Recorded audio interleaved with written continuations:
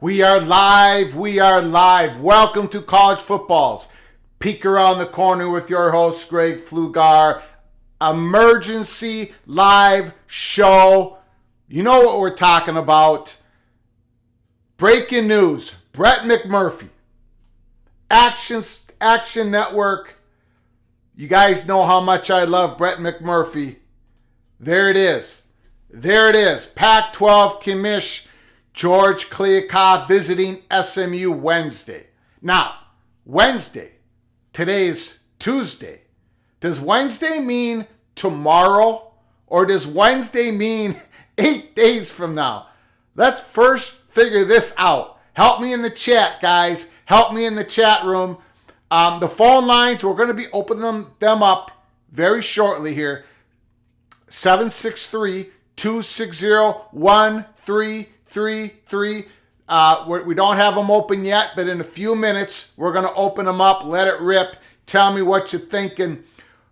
Brett McMurphy. Pac-12 Commish George Kliavkoff visiting SMU Wednesday. Sources told Action Network headquarters. San Diego State and SMU are the top Pac-12 expansion candidates. Pac-12 needs more members and more inventory for new media rights deal, which is expected to rely heavily on the digital streaming services. We are going to get to the second, this tweet from Brett McMurphy. Man, there are some layers to this tweet. This one single tweet has lots of layers to it. We're going to get to the second half of that here in a very short time. But let's just talk about the first half. Pac-12 Commish, George Kliavkoff, Wednesday, is that tomorrow? Sources told Action Network headquarters, San Diego State and SMU are the top Pac-12 expansion candidates. Let's talk about that first.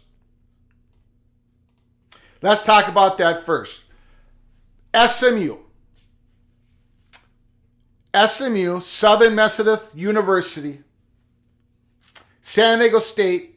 We've been talking about this at Peek Around the Corner. since our very first show. I think the 4th episode was called San Diego State, the perfect storm for San Diego State. The 4th episode we ever did. They've been in the catbird seed.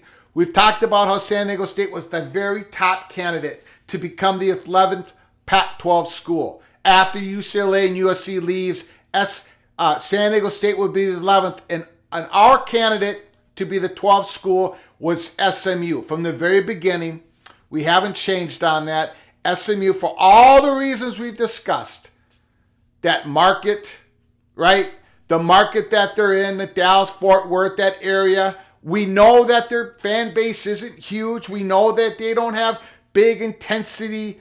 They're not deep into that market, but they've been a G5 school for years. Since the death penalty in the 80s, they've been climbing back. SMU has a very successful athletic department. They have lots of money on the money perch. Lots of money to put into their athletic programs once they become a Power 5 school. What about what the schools, the 10 schools, what do they see in SMU that they don't see in Boise State or Fresno State or Colorado State? What bumps SMU up to the second best candidate? We've talked about it here at Peak Around the Corner. Again, it gives them some recruiting grounds that those Pac-12 university coaches in football and basketball and other sports, but especially football, they can say to the student athletes down in Texas, Oklahoma, in that area of the country, they can say, look, SMU, Pac-12 school, we're going to be playing SMU 2 times every 4 years, whatever the point is. SMU can help the recruiting, gives the Pac-12 the ability to reach out into a central time zone school state. I think it is obvious that SMU has always been that second best candidate for expansion. So this is an exciting time. Let's start here. Just like I said in my tweet. Now I know not all Pac-12 fans are going to be ecstatic for this. I know some of them are going to reject this. They've been saying it in the chat for the last couple months. I can understand. But let's just get this off the bat as we start our show. This is an exciting time for San Diego State and SMU. Their universities. They're at the front door. They're not in yet, but they're at the front door to get to be a Power 5 football program, Power 5 program in all sports. And that is going to mean a whole heck of a lot. It's going to mean a lot in 2024, in 2025 in the expanded playoffs, where the Power 5 teams are going to get so much more playoff distribution revenue. We've talked about this for months here at Peak Around the Corner. This is huge for SMU, huge for San Diego State. And I also think that second part of that tweet from Brett McMurphy, we're going to get into it in a second here, where it kind of says that Pac-12 needs inventory, needs extra inventory. We've talked about that at Peek Around the Corner as well. Pac-12 needs that extra inventory for their potential media partners, potential new media partners, but they also might need the Pac-12 to get the skid, to grease the skids. They might need that playoff money from San Diego State and SMU as they receive as new Power 5 schools in 2024, 2025. That money can be distributed to the other 10 schools. I'm just bringing that up as speculation. We've talked about it here at Peek Around the Corner. The new way that they're distributing this huge playoff money can help the Pac-12 expand. It can grease the skids for expansion. That might be playing into it. Let's get back to the second part of that tweet. Pac-12 needs more members and more inventory for new media rights deal. They need, the word need, not want. They need this to happen. For whoever they're talking to, be it Amazon, ESPN, CBS, to get those potential media partners satisfied in this new deal, maybe to spread out that tier 1 content. Hopefully Pac-12 does that. But Pac-12 needs more members and more inventory for new media rights deal. They need it to get it done. That's how I am reading it. Which is expected to rely heavily on the digital streaming services. We're going to get to that last part. More members. Brett McMurphy didn't say 2 members. He didn't put out a number. He didn't say they need 2 more members. He just says more members. So could there be more than 2? I would say no. That would be my prediction. But tell me what you're thinking in the comments section below the video. Give us a call again at 763-260-1333 once we open up the phone lines, which is expected to rely heavily on the digital streaming services. And we all kind of knew this, right? We've been talking about this. Rely heavily on the digital streaming services. My question tonight, and it has been for weeks, is that tier 1 content, the very top product, the very top content that the Pac-12 can deliver during the football season, is that going on a streaming service? Lots of questions. I've been very interested in the blowback so far in the last hour since Brett McMurphy put out this tweet.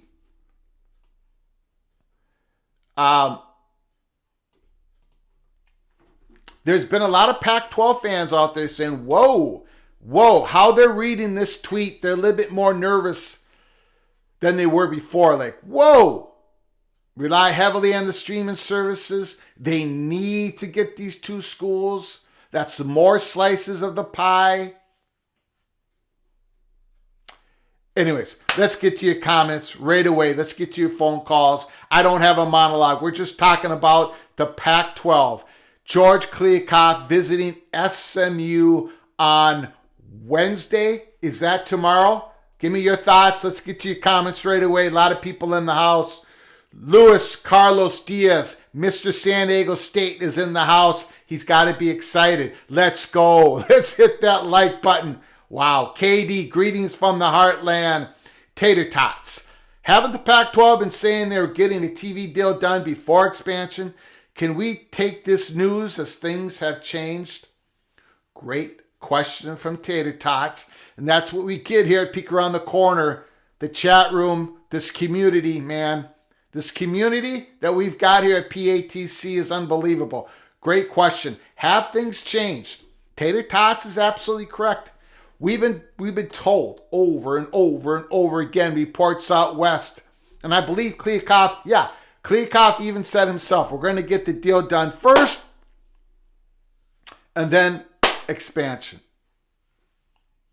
Sounds like something has changed. If Kliavkoff is visiting SMU tomorrow, that means the wheels are in motion. And who leaked this information? Who leaked it? It wasn't SMU. It was not SMU. Okay, let's put that aside. SMU is not going to spoil this by leaking it out. But who leaked this? How did Brett McMurphy once again get this information? And we've been telling you since episode number 1, Brett McMurphy, he's the top guy when it comes to all this stuff. So listen to Brett McMurphy. Let's get back to your comments. I think it's really important to take a look at the last sentence. Georgie Boy needs more inventory and members to get the deal done. Ryan Martin, yes. The word needs. Brett McMurphy didn't just put that tweet out there. Right? He just didn't put it out there. They need. Let's put that up again. Pac-12 needs more members and more inventory for the new media rights deal, for this deal. To me, that also seems to talk to me like they kind of know how this is going to line up between Amazon and ESPN and possibly CBS or maybe Amazon, Apple TV. He says rely heavily on digital streaming services. Didn't say service. ESPN Plus and Amazon. I don't know, guys. I don't know, guys and gals. It's a little scary, the second half of that tweet. I don't blame some Pac-12 fans for getting a little bit little anxious about this. Ryan Martin says, I would assume it's tomorrow. George Kliavkoff going to SMU tomorrow. Exciting day for SMU. Kenner Bowman, do not like. SDSU is okay, but not SMU. Fresno, Boise State, UNLV, they're all better than the Mustangs. Again, I think it goes to the point of where the Pac-12 wants to get a central time zone location. They want the recruiting grounds. And SMU is going to be able to compete because they've got the money behind them. I think all that plays into it. SMU is not a big research university. They're not a research university, right? But they do have high academic standards. It takes a good numbers in your scores, SAT scores and stuff to get into SMU. So academically, they fit. Research-wise, they don't. They're not a Pac-12 university. But it sure seems like George Kliavkoff doesn't really even have the option to not to expand. And again, like Tater Tot says, it looks like they're putting the horse before the cart instead of the cart before the horse. You remember George Kliavkoff has said over and over again, and it's been reported that the Pac-12 is going to get the deal done first, then look at expansion. Well, obviously things have changed because Kliavkoff is visiting SMU tomorrow. That means obviously they've been looking at it, talking about it. Boy, there's lots to discuss tonight. We're going to be here a long time. I'm going to open up the I'm going to go ahead and open up the phone lines. Just give me 1 second here. Okay, the phone lines are open. It's 763-260-1333. I'm just going to throw a question out there. Ryan Martin, it's a desperate plea to get into Texas, and it's the worst market to do it with. Oklahoma State, Texas Tech, Baylor, TCU, the rest of them have all better market penetration. Indeed, no question about it. All of them have better market penetration than SMU. No question. But it's the best location available for the Pac-12. I know people disagree. We've been on SMU since the very beginning. SMU and of course, San Diego State. Because if you look at all those other candidacies to be the 12th member of the Pac-12, they've all got flaws as well, but they don't bring the recruiting grounds. They don't have the big money backing that up. SMU's got gobs of money. They can compete. I think it's the best move for the Pac-12, but we have a lot of disagreement here in the chat, and I did see it on Twitter. I did see it on the message boards before we came live. We don't want SMU. That's what Ryan Martin is saying. I got a question to throw it out there. What is Stanford? What is California thinking right now? Possibly SMU and San Diego State joining the Pac-12. George Kliavkoff going to SMU tomorrow. Stanford must have given their okay, right?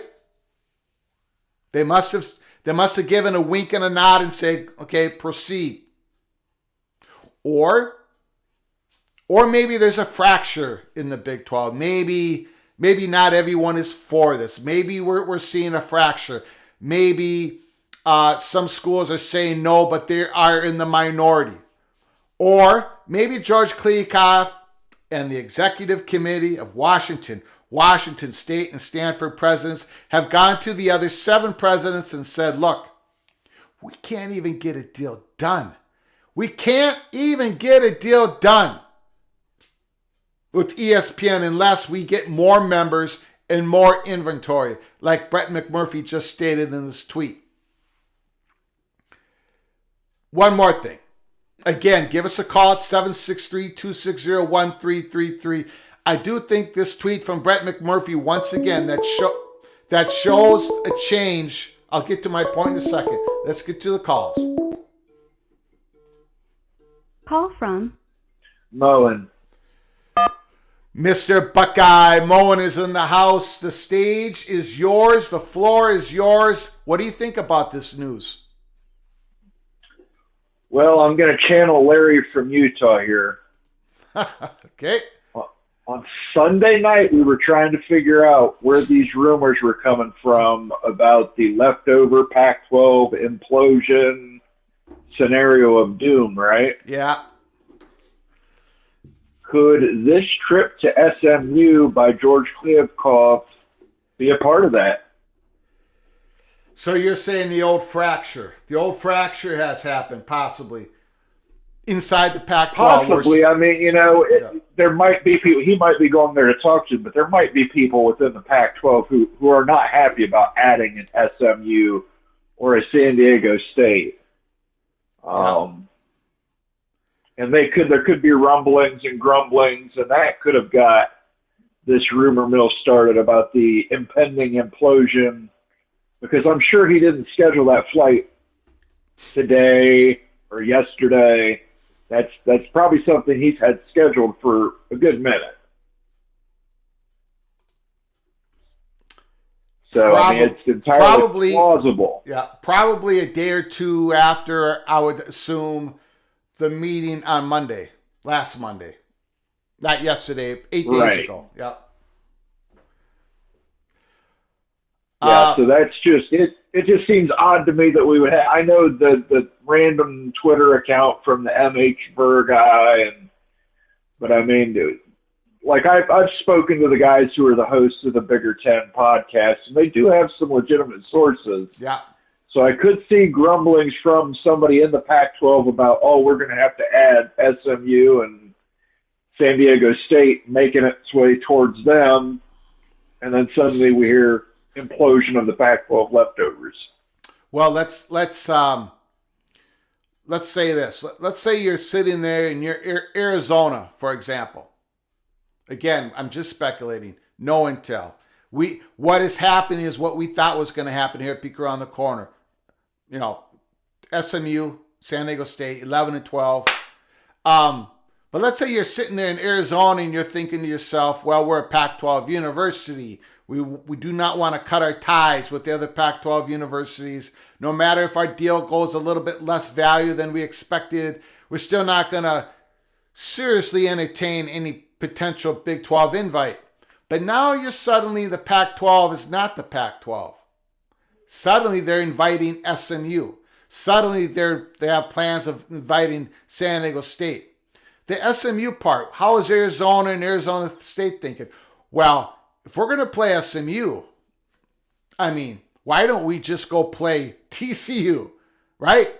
Texas Tech, Oklahoma State in the Big 12. If we're doing this to strengthen our weakness, this great weakness that we have in the Pac-12, where we're not in the Central Time Zone, we just lost a huge recruiting grounds in Los Angeles. We need to get to a bigger market recruiting ground. If we're behind the 8 ball, if we're this, and I don't mean any offense to Aztecs, I don't mean any offense to SMU and San Diego State, but if Arizona thinking, if we're this desperate to make this type of move, well, why don't we just join the Big 12 then? And I just thought I'd throw that out there. Well, not only that, but you've got to think with the way that McMurphy worded that tweet, and like you discussed, the majority of it's going to be streaming. Yeah. I can't imagine that's going to make Washington and Oregon very happy. especially when they're trying to position themselves as being, up along the likes of an Ohio State or a Michigan or an Alabama or a Texas. They're going to lose pretty badly in the exposure race if they go to just almost a tier one entirely going to a streaming service. So I'm not saying the presidents might, it's one of those things where they're probably not telling it to George Kliavkoff's face, but they're getting out of those meetings and, kicking the floor and, biting their tongues and cursing a little bit under their breath. And I can see that easily traveling to, from one secretary to another person to another assistant and kicking all these rumors off. Yeah. But I just wanted to go down to Larry. I didn't hear Larry calling last time, and I wanted to represent Larry in this phone call. So I'll get off here, Greg, and let some of the more Pac-12 fans like Rebecca call in and let us know their thoughts on it. I appreciate the call. You bring up some great points like always. Thank you, sir. Thank you, sir. Bye-bye. All right. Number is open. 763-260-1333. Breaking news tonight. SMU is getting visited by George Kliavkoff. It sounds like it's tomorrow, Wednesday. Tomorrow, Wednesday, Kliavkoff is visiting SMU. Brett McMurphy's tweet, we've talked about it. We're going to talk about it more. There's some really good, positive stuff in there and some scary stuff. Let's get to the call. Call from Ryan Martin. Ryan Martin or Brian Martin? Ryan with Ryan an R. Martin. Yes, you're in the chat. The floor is yours, sir. Thank you so much for calling. So I think, kind of piggybacking off of what Mullen was talking about, I really think that this is just another sign of a fracture within the PAC. Because if you're Oregon or Washington or Cal or Stanford, what benefit does adding a random itty-bitty team from Texas do for you? It doesn't make sense. And the only way that it does make sense is either they're really just that desperate, or something else is happening behind the scenes that's going to lead to more problems down the road. Okay. I don't see this being a good thing. Okay. At all. So let me ask you a question, Ryan. If not SMU, who would be your 12th school? I wouldn't. You would. I wouldn't. Okay. I would stick if I were the PAC. Yeah. I would take 11 and stay at 11 because you don't need with the waiver process for the championships now, you don't need 12 schools to have a championship game. Sure. Yep. There's a way to do things. The Big 12 was doing it with 10 for years. Mm-hmm. There's no SDSU gets you back in Southern California. Yep. SMU, it just doesn't seem like the value is there. Okay. It doesn't. There's no. You're competing against the core of the Big 12, some of the top teams in the region for the SEC in recruiting. So you're never going to establish a decent pipeline there, and you're never guaranteed to play there over the course of your time at one of the other schools, because how the round robin schedule would work, you may never draw SMU. It just seems like they're adding it for very little exposure for, I guess, maybe the cable portion of whatever deal they end up getting. But it's baffling to me that this is the direction they're choosing to go. And I'm not, I just reading Twitter, in a couple message boards that I've been on, I don't think you're in the minority on this as of tonight. Maybe that changes over time. If this does happen, George Kliakoff is going to have to sell this, right? He's going to have to sell it. But I think right now you are in the majority opinion as of right now tonight. It might change, but I think you're talking for a lot of people right now. Well, I might not agree, but well, I think in a traditional sense, if the PAC just, I think we lost the phone line there. LFG, nice to see you in the house. If Altmore implied San Diego State and SMU are the replacements for USC, UCLA, why is this any kind of surprise? Wasn't this already expected?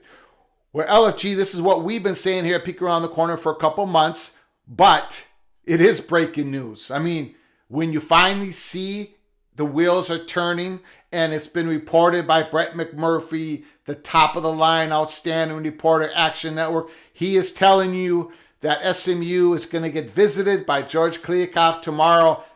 This is big news.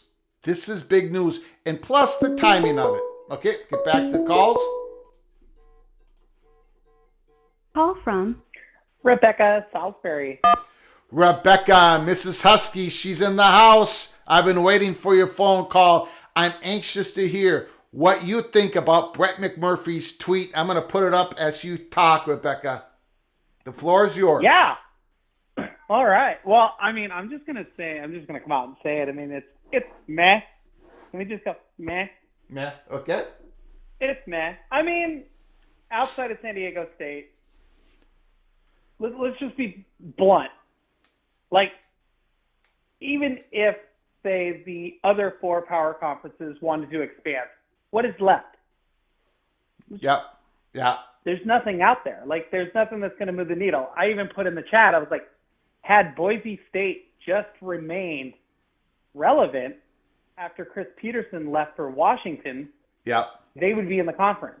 I'm like, we're splitting hairs talking about SMU over like Tulane. Tulane's a tiny school. They're really small. Yep. UNLV, I don't know if anybody's been to Las Vegas, but UNLV sits so close to the Strip, you can like walk to it. It's not a big school either. It's a commuter school, and yeah, they just play in a really nice stadium.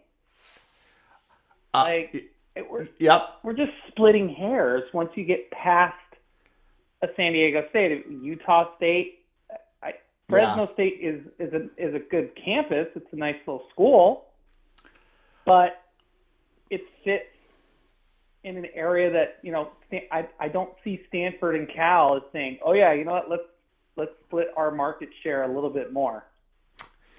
Yeah, I agree with you, Rebecca. Once you do it, once you go into the other possible candidates, it just seems to me that SMU has always been a step ahead of the other schools. I would have ranked Fresno State behind SMU. I would have ranked Fresno State ahead of UNLV. Now, who knows? Brett McMurphy says Pac-12 needs more members and more inventory for a new media rights deal. Maybe they need to get to 14. Probably not. No. But and that's the other thing. Is like, let's say they stay at 11. Let's say they just add San Diego State, right? Yeah. Then they would have to play 8 conference games. Yeah. And they would have. I mean, we're talking. Every school would have to find somebody willing to play them in, you know, what, a year. Yeah, I don't good point. see that happening. Good point. It would be 8 conference games, and if they didn't, like, if they couldn't play 9, I mean, they would have 3 schools sitting every single. Yeah, it gets a little clumsy. As Rob Bowl, it's doable. It gets a little clumsy. But I saw your comment earlier, Rebecca. You know, obviously, the media companies, the potential media companies to sign on for the next deal for the Pac-12, they have a huge voice in this, right? Yeah. And if it's like a 1/3 vote. Yeah. Like if you do you divide it, the presidents have a say, Kliavkoff has a say, and the media partners have their say. I think they have to add the 12th school. I think, and this is just me like going off the cuff. Somebody entered the chat. We don't know who that is. Yeah, could be. That's what that's telling me is they have to find a media partner has entered the room. Yep. That we didn't know about, and I'm starting to think it's probably CBS. Could be. They have one game a week, and they do have a time slot in between, where the Big Ten would play. The Big Ten, they could have a noon game. They're just going to rotate that game around the Big Ten and Notre Dame. They have a spot. Like, there is a slot there that they can slide in a game, but that would require, again, the Pac-12 having to find another team. So I think the Pac-12 was probably set with 11. I think they were okay with 11. And then Apple suddenly came back into the picture, and then maybe CBS came back into the picture. Somebody came into the picture who wasn't there before and wants in. And again, as I stated earlier in the week, streaming is probably going to be the number one source for television here in the coming years. Amazon is already rumored to want to go after the NBA. Amazon's going to probably want to go after a number of sports to create a sports network. There's a lot to it. And it's a little weird. I'm not happy with SMU, but it's, who else can you grab? Like, they're not. I don't think there is any. There's nobody. Yeah, I agree with you. I think. Oh. Yeah. Hold on. Are you still there? Call from Louis Oliverio. Okay. I'm sorry, Rebecca. Press 1 to send a voice. Rebecca, please call back. I accidentally hung up on you. Lots of calls coming in. Louis, the floor is yours. What do you got to say? A couple of things. First, this has been something that's been in my mind that was going to happen for a long time. As a matter of fact, even going back to last year when the American Conference added North Texas, which I thought was a crazy move, but actually I was thinking the American was already, and Mike Resco was already thinking at that time perhaps they were going to lose SMU at some point and wanted to have a presence in the Metroplex with North Texas and Denton. So those are the two best teams. Yep. Those are the two best teams that are available. Yeah. And they picked one. We've been through this with the Big East. I mean, I'm a West Virginia fan, a Duke graduate. I have ties to a lot of different conferences. I mean, the Big East went through this in 2002, in 2011. I'm picking up schools to survive. The Pac-12 is doing what it needs to do to survive. Yeah. And while I'd love to see the Big 12 add some Pac-12 schools, I just don't think it's going to happen. And the main reason it's not going to happen is because Washington and Oregon, as long as they're still in that conference, they'll stay together. They will suffer if it's a streaming package as far as exposure because the Big Ten turned down streaming for that reason. But they might end up with a little more money than the Big 12 by doing so. But it's just a matter of picking up those pieces now and picking up the best available to survive for the next 7 years.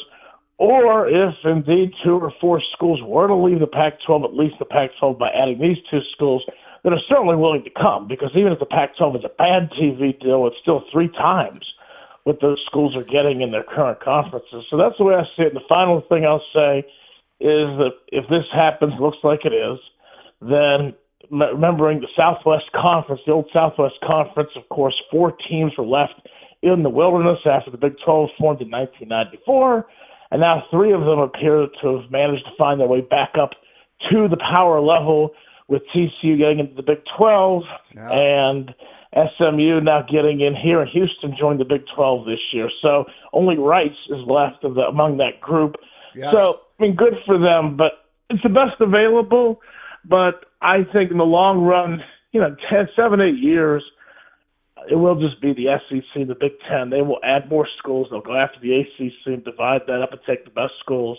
And they'll take Oregon and Washington. That's where it's going. It's just not there yet. These things happen incrementally because nobody wants to go and kill a conference. Those are my thoughts.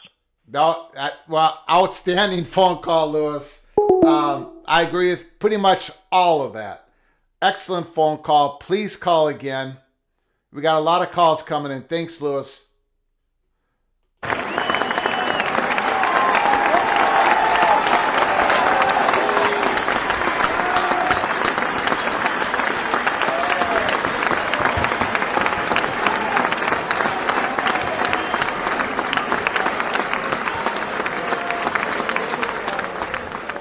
Yeah, I agree.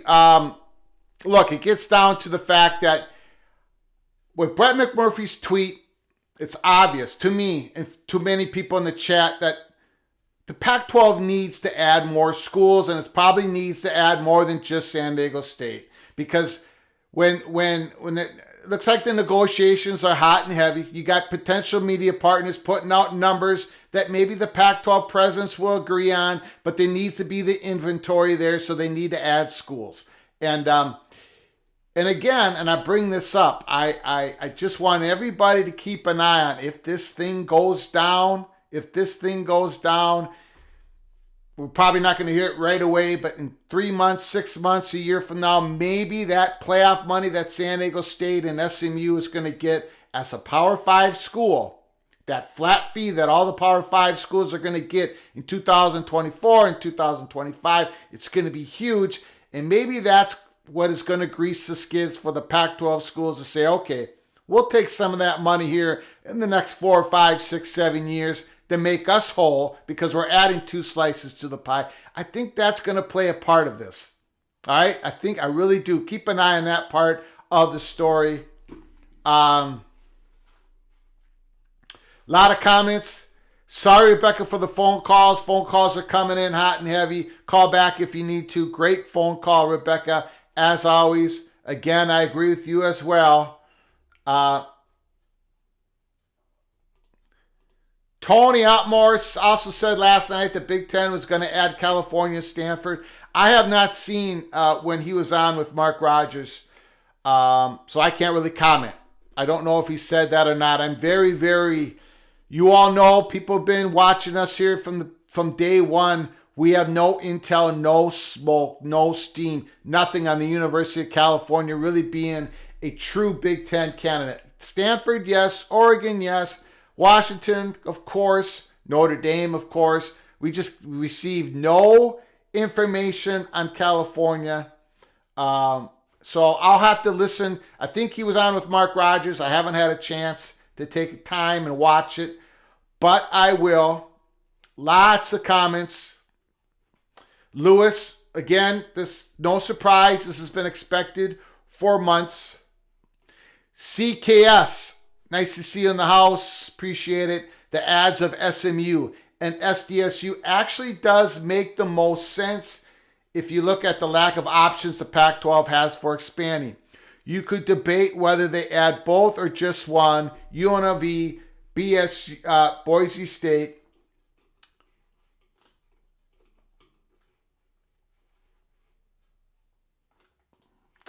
Jesse Wilson.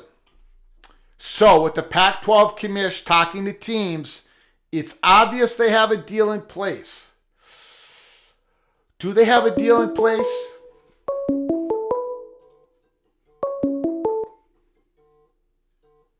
Call from Wild Ute.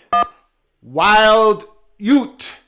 Nice for you to call, sir. The floor is yours. I know you haven't been big on adding San Diego State. What are your feelings tonight after reading what Brett McMurphy tweeted out in breaking news this evening? What you can't see me doing right now is smelling. Yeah. Huh? And it smells like survival. That is what it smells like here. And that is a good smell. Really. I mean, the Sharks were at us. As Pac-12 members, the Big 12 thought that they were going to gobble the schools up. It looked pretty dire, and this brings some hope into the fray. And that's exciting, actually. I mean, as far as the moves, adding SMU and San Diego State is kind of like a meh move, like Rebecca said. But I'm kind of in agreement with what Lewis said, the last caller, too. I mean, this is a short-term marriage. Ooh. This is a 7-year play. This is something for all Oregon fans, Washington fans, Stanford and Utah fans. You sign this deal, short-term deal, and you position yourself so you can get into the big 2 conferences, and that is the SEC and the Big Ten Conference. I mean, that's the only 2 conferences that are going to matter in the future. You have to make the short-term deal just to survive, to stabilize, and to build and to make that push to get into one of those big 2 conferences. So this is just a survival play. One thing no one's talking about, though, is with SMU, you're actually adding a new television window in Central Time Zone. That might open up some new opportunities for the Pac-12 as far as, shortened games and everything. So that might be a big play here, too, because it actually kind of attacks the Big 12 in that Central Time Zone a little bit and opens that up. Yeah. And beforehand, the Pac-12 was just stuck in the Mountain and Pacific. Yes. And so now all of a sudden, maybe you can have earlier games.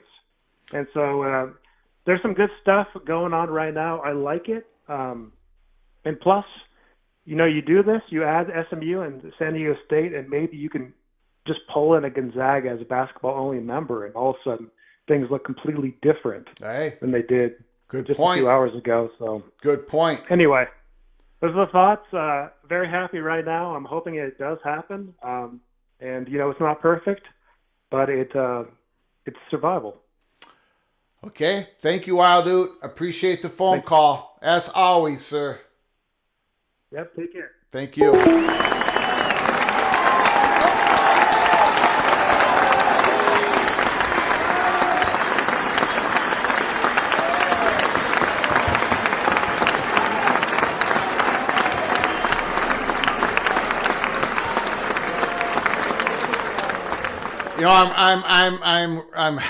I'm reading Twitter, and I tell you, the mood out there, outside the house of college football is peak around the corner. People are a little bit more scared than I think we're in here. A lot of talk about, this could even possibly be a signal that some other Pac-12 school has decided to leave the conference, maybe with the Big 12. Wildu brings up a good point. I don't agree with that. I'm just bringing that up because it's out there on Twitter. It's all over the place right now. Question for the Gonzaga piece. That's very interesting. Would Gonzaga, we've talked about it, we speculated how Gonzaga is looking to wait for that deal, for that Pac-12 deal, to see what it looks like, that media deal. Does adding a San Diego State, does adding an SMU, probably not an SMU, but a San Diego State, does that help Pac-12's ability to recruit Gonzaga to join in a basketball conference? Does it help San Diego State? Possibly. Let's get back to your comments. Phone call 763-260-1333.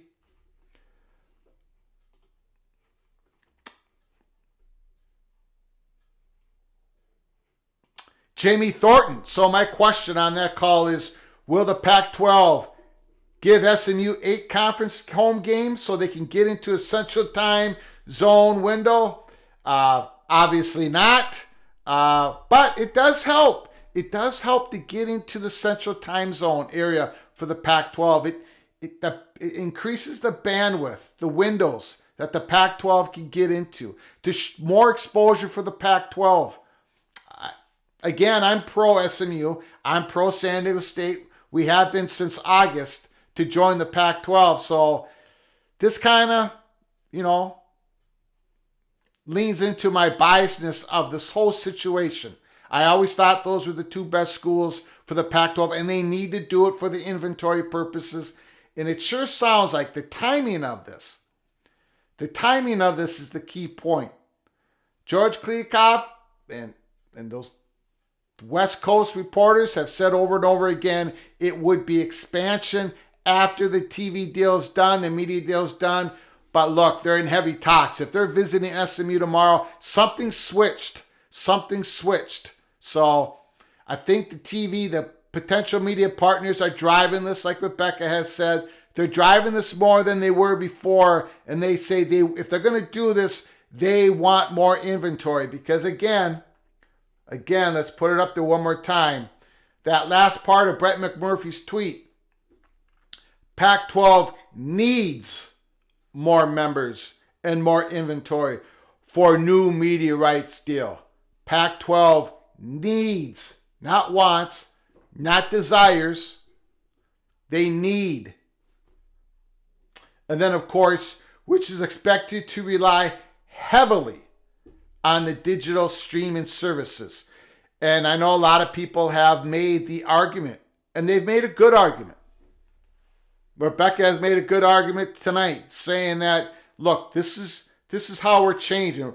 Streaming, Amazon is going to start dominating the live sport space of our entertainment. Amazon's going to start taking over.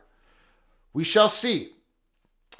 We shall see. But the timing of it, 2024, 2025, 2026, I think it's a gamble, but maybe it's the gamble that the Pac-12 needs to make to get out in front, to be on the come early with the streaming service, a giant like Amazon. I still am scared, though. I'm scared for Oregon. I'm scared for Washington. I really am. If the biggest Pac-12 games are on Amazon here early in the 2020, 2024, 2025, I don't think it's going to work. A lot of good, smart people disagree with me. I think Tony Altimore disagrees with me. We go back and forth on Twitter. I think he believes Amazon is just fine, and I think for the top games, I think the exposure piece, I think the Pac-12 is going to get smothered. However, could be wrong. Let's hope I'm wrong, because Pac-12 schools, I've got nothing against them. They're the sister conference of the Big Ten, or they were before the Big Ten just poached them. I'm rooting for the Pac-12 schools. I hope the deal comes out good for them. I'm rooting for SMU. I'm rooting for San Diego State. But that last half of that Brett McMurphy's tweet, just a little scary. Pac-12 needs more members, needs more inventory to get a deal done that's going to rely heavily on streaming digital. Gets back to your comments. The number is 763-260-1333. Jamie Thornton says, if this happens, the Arizona schools will leave for the Big 12 unless they get some amazing TV money. The problem is, if you're streaming, you will not make much of a dent against the Big 12 and SEC games. That is what K-Do is saying. Rebecca says there's literally no incentive for anyone to go to the Big 12. If there were, they would have already applied. Big 12 gets no additional money for San Diego State. Only a P5 program gets them paid. James, why can't the TV partners push schools that they want to the Big 12 instead? Why bother investing a single penny in the Pac-12? Well, there's value in the Pac-12. Now, they haven't been getting the ratings. They're short on eyeballs. Pac-12 doesn't watch Pac-12 football. We've talked about it here at Peek Around the Corner. The numbers tell the story. And that's one of the many reasons why they don't have much leverage here. But they have big markets. Now, they lost the city of Los Angeles, but they have Seattle, some growing market in, of course, the Phoenix, Tucson, Tempe, whatever you want to call that area. So they do have big markets. They have sensational schools, and they have that, right? These media partners, these media companies are looking for late night live sport content. Of course, the Pac-12 provides that. ESPN probably wants a slice of it. So there is some value. Of course, there is some interest. But like Andrew Machard and John Oron said earlier, a couple weeks ago, said ESPN, they have a want to grab the slice of the Pac-12 media deal, but they don't have the need for it. Andrew Marchand also said Amazon is not looking, they don't need a lot of tonnage. They just want that cream. They just want the top content of Pac-12 football. And again, like I've been saying for a couple months, to me, I would hope that when this media deal is announced, I hope that the Pac-12's Tier 1 football games are spread amongst Amazon, ESPN, and potentially CBS, not just in Amazon. I hope it's option number one. I hope ESPN, I hope they rotate the Tier 1. I hope it's a mixture. I really do, because if all of Tier 1 content for Pac-12 is on Amazon, I'm scared. I'm scared of the deal, and I can't be the only one that's scared of it. Some Pac-12 presidents have to be frightened of that possibility. Get back to your comments.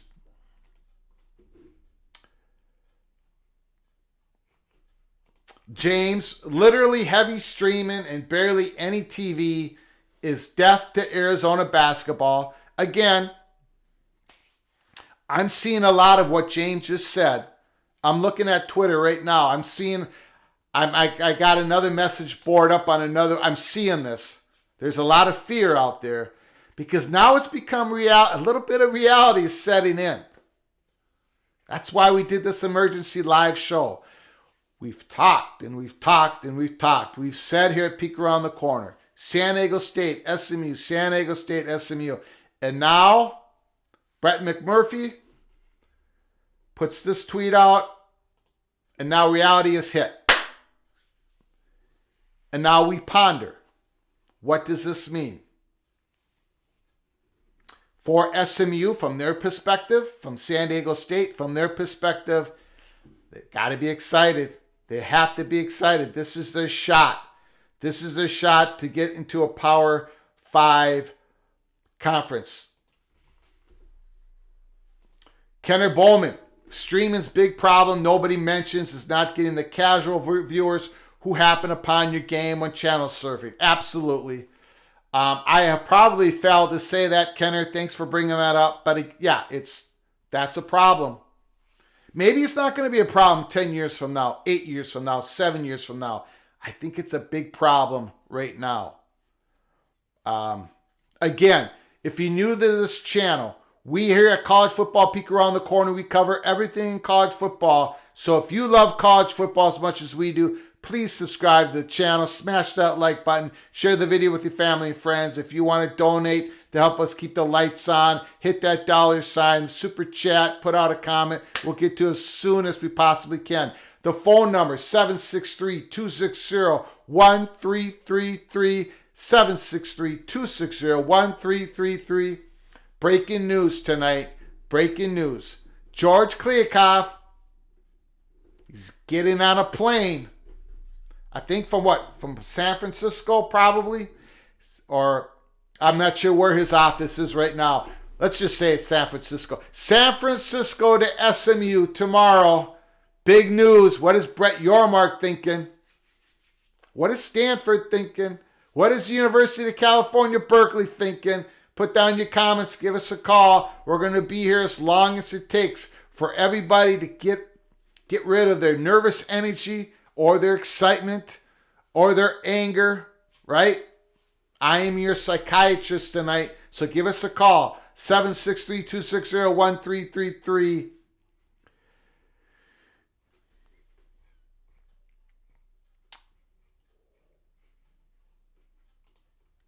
Marketechs can't wait for those Thursday night games between SMU versus Berkeley or San Diego State versus Arizona State on Saturday.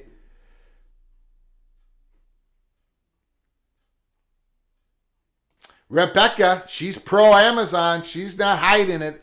Amazon has crushed everything they put their hands on. Bookstores, big box stores, malls, grocery stores, etc. If Amazon wants to make it happen, it can happen. True, but Amazon does things in their favor, always in their favor, right? They get the deals that are in their favor. Is this a deal that helps the Pac-12? It might be the only deal out there, to be honest with you. So, will this work? And for me, there's a big point between 2028 and 2024, 2029 and 2025.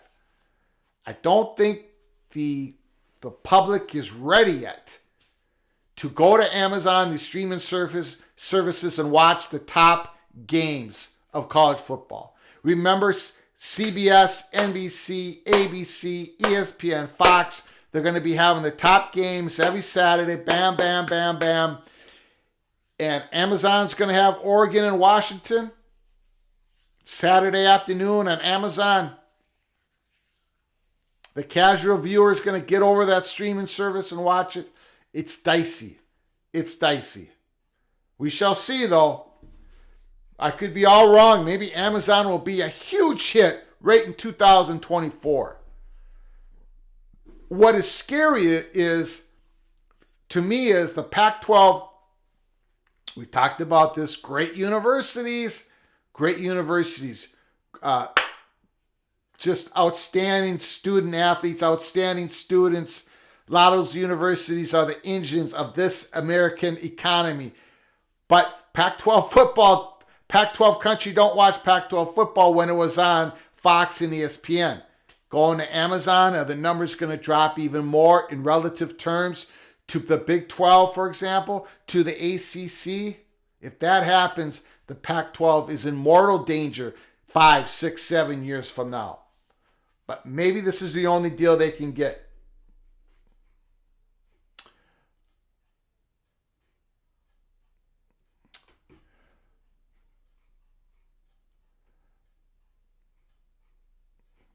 Ryan Martins thinks Gonzaga ends up in the Big 12 regardless of the deal. There's a ton of smoke around Yormark wanting to lean heavily into the Big 12 basketball credentials. I agree, Ryan. We've talked about it, Gonzaga to the Big 12, but it does make sense that Gonzaga would just sit back. They want to see that Pac-12 deal. They want to see it happen before they make any decisions. That seems reasonable. I think that's where we're heading to.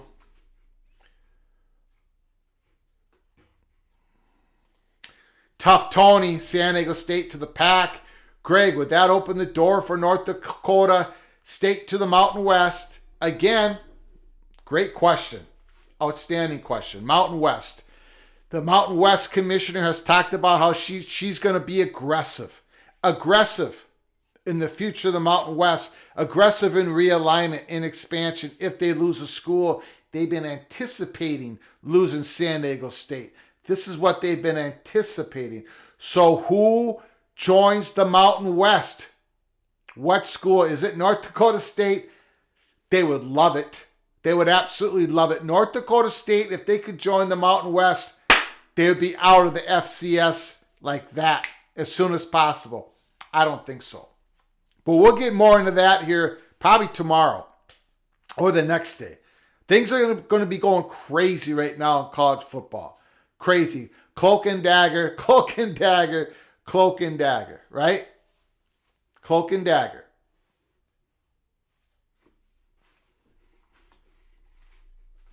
Rebecca says part of Thursday Night Football, the NFL package, the game quality this year, that there were some seriously bad games. Good point, Rebecca. My only counterpoint to that is a standalone game. Standalone game. So it's apples and oranges. Like it's if the top Pac-12 football games are on Amazon on Saturday, they're not going to be a standalone product. They're not going to be sitting there with their own time slot. They're going to be going against the Fox, the ESPN, the ABC, the CBS, the NBC. it's a tough road to hoe. But I understand your argument, Rebecca. I hope it works out if that is actually the deal that gets done. Who knows? Maybe this is about Apple. Although I think the same thing about Apple TV as I do Amazon, actually, in regards to the exposure issue for the next few years. Market text, if the NFL doesn't meet expectations, I'm going to wager the worst Power 5 conference is going to struggle. Worst Power 5 conference in terms of eyeballs, not worse than a lot of other parts of the athletic conference.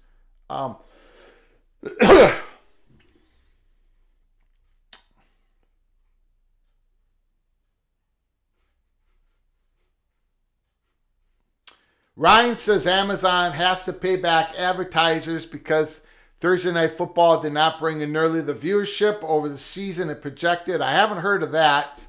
Ryan, if you know, if you got any links to that information, send it to Flug Empire on my Twitter account. I have not heard of any of that. I have not heard of that at all. James, Big Ten specifically took less money from Amazon to go with major TV networks. They have been a much more consistently run conference than the Pac-12. They are not dumb. Well, first of all, the Big Ten is playing for more. They got a better hand to play. So that's, Kevin Warren, Jim Delaney, these guys have had better hands to play than other conferences. Although I give Jim Delaney a lot of credit for what he did to the Big Ten, for the Big Ten, in his 25-year tenure. It's true, Amazon offered more money than CBS and NBC. But guys, gals, this, like Rebecca said, this might be it. I mean, we talked about how George Kliavkoff had to thread the needle to satisfy possible different camps in the Pac-12, to satisfy the potential media partners, right? Maybe there's just one pathway where it's got to be Amazon. Amazon has to be the main media partner for the Pac-12. And it comes with risks. It comes with high rewards, potentially. And maybe this is it. Maybe this is the only way. And to really get this deal done, maybe Amazon said, look, because ESPN wants part of it, CBS might want a part of it for prime time. Amazon, we need more inventory. So this might be the only avenue. Again, I'm going to show Brett McMurphy's tweet because there's so many layers to this. Brett McMurphy, Pac-12's Commish George Kliavkoff visiting SMU Wednesday. Sources told Action Network, San Diego State, SMU are the top Pac-12 expansion candidates. Pac-12 needs more members and more inventory. So they don't have a choice. Pac-12 doesn't have a choice. They need more members and more inventory for the new media rights deal, which is expected to rely heavily on digital streaming services. They need it. They need to do what they're doing right now. They don't have a choice.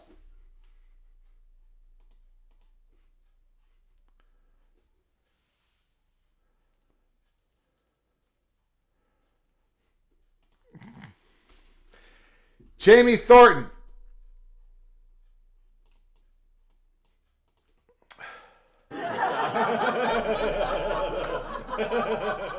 You missed the call. Just had Phil Knight call me, and he was trying to get through to you, looking to see if the Big Ten or the SEC could take Oregon now. It's not happening. Unfortunately, it's not happening. Big Ten is not expanding, but I understand the humor and all that. It's a tough situation.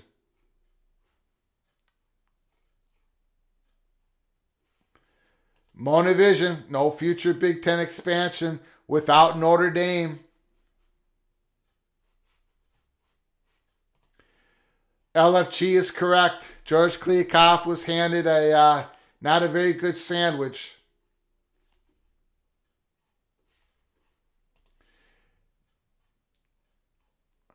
MD White, Amazon metrics projected 11.3 million. Nielsen showed 9.6 million and had to refund the advertisers. Interesting. Again, someone has a link to that information, to that article. Please send it to me at Flug Empire. You see my Twitter handle on the ticker on the bottom of the screen there. Thank you for letting me know that. I did not know that at all. Send that information to me. I'm going to read that right after the show is over. Monavision says Amazon getting the tier 1 isn't optimal, but it's workable. Apple getting tier 1 would be a disaster.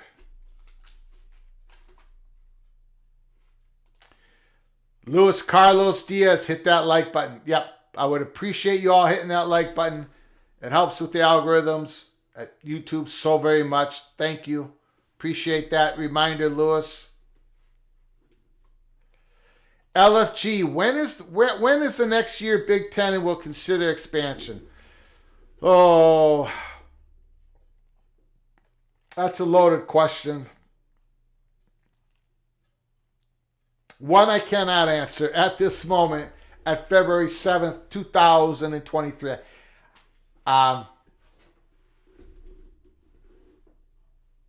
The safe bet is not for quite a while, not for many years. But there's other things in play that might change their schedule. A Notre Dame, for example. Something happening to where something crazy happens in ACC country in regards to their grant of rights. Which we do not, we are, now I'm getting to the deep weeds. We have Peek Around the Corner very much understand that the grant of rights has some real strong, long teeth to them. So we don't expect, that's how I'm going to answer it. Don't know the answer to that question, LFG, but it's going to take a while. It's going to take a while.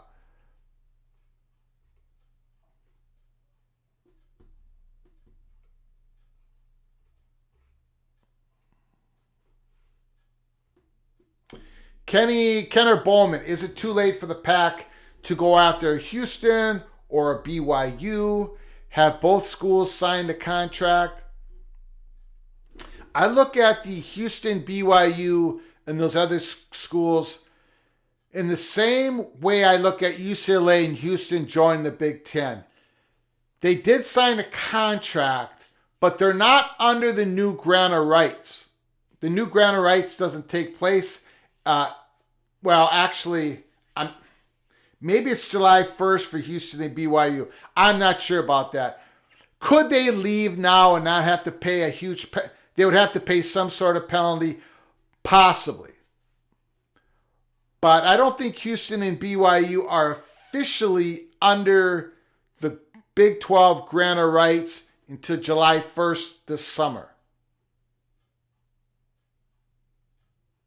So, for example, when the University of California Board of Regents were having those meetings and they were talking about the possibility of UCLA being blocked to join the Big Ten, you remember that the discussion entailed if USC had to go back to the Pac-12, they would have to pay a $15 million penalty to the Big Ten. So you do have to sign something, but it isn't the same as schools being under a current grant of rights for the conference that they're in right now. If I'm trying to make this clear, I'm probably failing. So technically, maybe a Houston could join the Pac-12 right now and pay somewhat of a penalty, but they're not going to do that. They're just not going to do it. SMU is the best school for the Pac-12 to get after San Diego State, in my opinion. A lot of people disagree, but just my opinion. Yeah, they're under the Big 12 membership agreement. Ryan Martin, they're already under the Big 12 membership agreement. They're not leaving without paying a huge penalty to the Big 12, on par with, I don't think it's on par with Oklahoma and University of Texas. They're not even under the Big 12 bylaws right now until July 1st. I don't think they are. But whatever, we're splitting hairs because they're not leaving. They're not leaving the Big 12.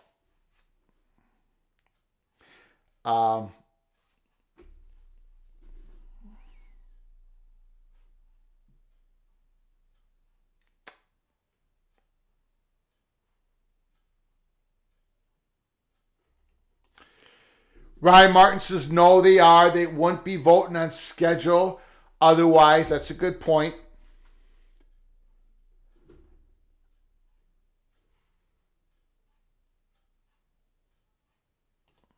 LFG says, in regards to the ACC, maybe 2 years before current ACC GORS expires, SEC could poach 4 outstanding academic programs. Yeah, we're going to be talking about the ACC Thursday night. We're going to be doing a live show this Thursday night. We already advertised it on the Twitter account. ACC winter meetings are coming up. They're going to be talking about in those winter meetings unequal revenue sharing.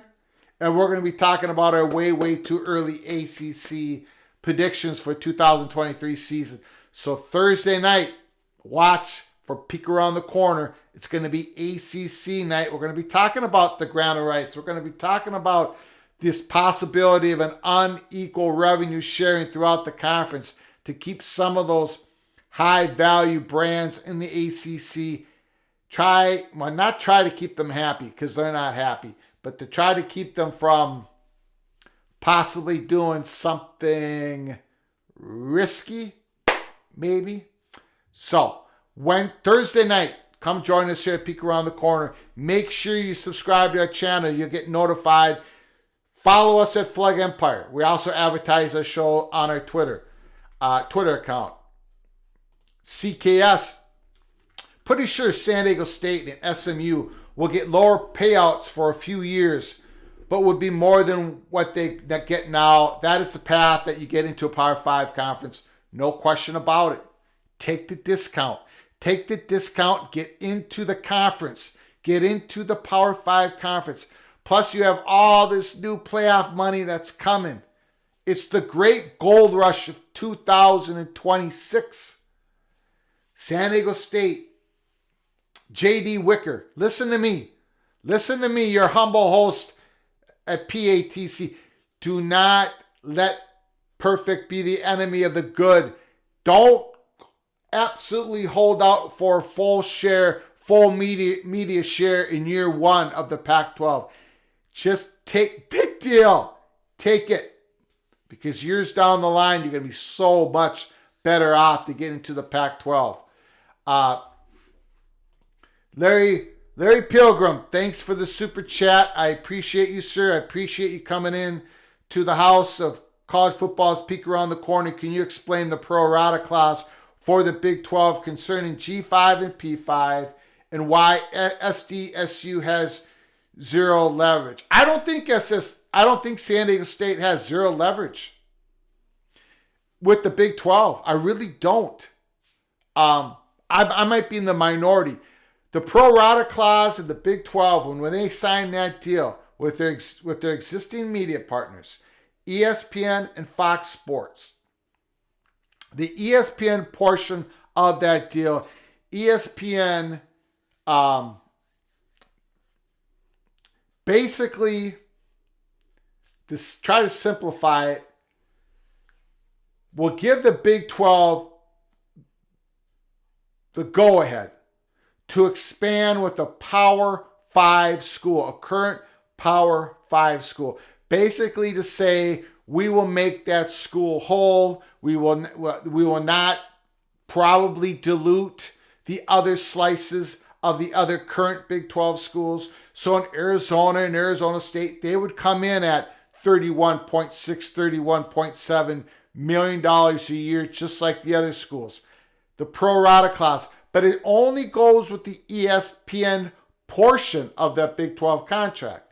The Fox Sports is not, there is no pro rata clause for the Fox Sports portion. However, to be real about it, if Arizona and Arizona State called, for example, your market said, we want in, Fox Sports would say, come on in and we'll match ESPN. We'll give you the same amount that we give the other schools. That's not going to be a problem. San Diego State is a G5, so they're not included in this pro rata clause. So an ESPN may say to the Big 12, to your mark, not with San Diego State, we're not going to give you the same value. We might value San Diego State at 15, 20 million, whatever the number is. And so the Big 12 schools might have to if they really wanted San Diego State to come in, San Diego State would have to either take a discount or negotiate somehow. So that's the but I don't think San Diego State has zero leverage, even with the Big 12.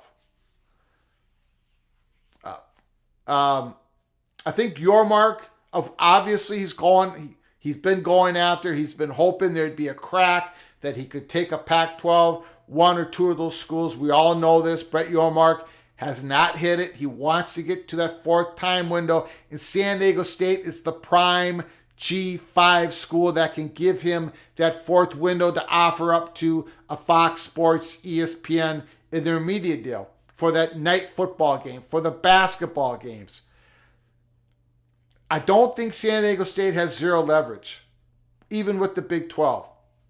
I think they have more with the Pac-12. J.D. Wicker, the athletic director for San Diego State, he went out and said it in public. He said, look, Pac-12, if you don't give us our full media share, you got the Big 12 waiting there. He didn't say it exactly in those words, but that's what he was saying, basically. No, I think San Diego State does have some leverage. I hope I answered your question, Larry. Thanks again for your generosity. I appreciate you, Larry, very, very much. Get back to the questions. Cora and Byerly brothers. Been watching Coach Prime talking about his players wanting exposure. Streaming does not bode well for Colorado. Again, you and I, all of us, we can have this big discussion between how valuable is Amazon exposure, the streaming services. How valuable is it? How is it going to work? Is it going to work? Is the Big 12 going to take more of a decline in eyeballs? We can have this discussion back and forth. But the real question is, what do the student athletes think? The prime, no pun intended, the prime student athletes out there being recruited by Colorado. Now Deion Sanders is going to, the student athlete, his parents might say, now where do we watch your games? And Deion Sanders says, well, Amazon. Okay. Maybe it works. Maybe these recruiting services, you got ESPN 247 Rivals. ESPN does a lot of exposure to the student athletes in the recruiting wars. Fox Sports is getting into the game. Of course, CBS owns 247. Amazon, they're going to have to build it out. They're going to have to, maybe they build up some programs on Amazon where they talk about recruiting, high college recruiting. Maybe they do something like that. But yeah, Prime Sanders wants the best exposure for his student athletes, for his football players. That, of course, you throw in NIL and all that money that goes into that. Big questions. These are big questions. I do not have the answers. I don't think any of us does. It's going to be fascinating to watch this Pac-12 deal finally get done, to open up the hood, to check to see what's under the hood, man, sounds like we might get a deal pretty soon. I mean, they're already talking expansion to an expansion candidate. SMU tomorrow, George Kliakoff. Fascinating news. Tonight, Brett McMurphy breaks the news once again. MDE White, Greg, San Diego State leverages more than just media money. It would be worth it for the Big 12 members to finance San Diego State as you would cripple Pac-12 on top of gaining social ground. Networks want that window of matchup. Just the mere threat of the Big 12 talking to San Diego State, which they have, is the leverage that San Diego State enjoys with the Pac-12. San Diego State has leverage in this game. I think today we did episode 145 of College Football's Peek Around the Corner. I think we did San Diego State Perfect Storm Brewing episode number 4 or number 5. That was 141 episodes ago. So we saw this. It's just this perfect storm for San Diego State. Now they're playing one against the other.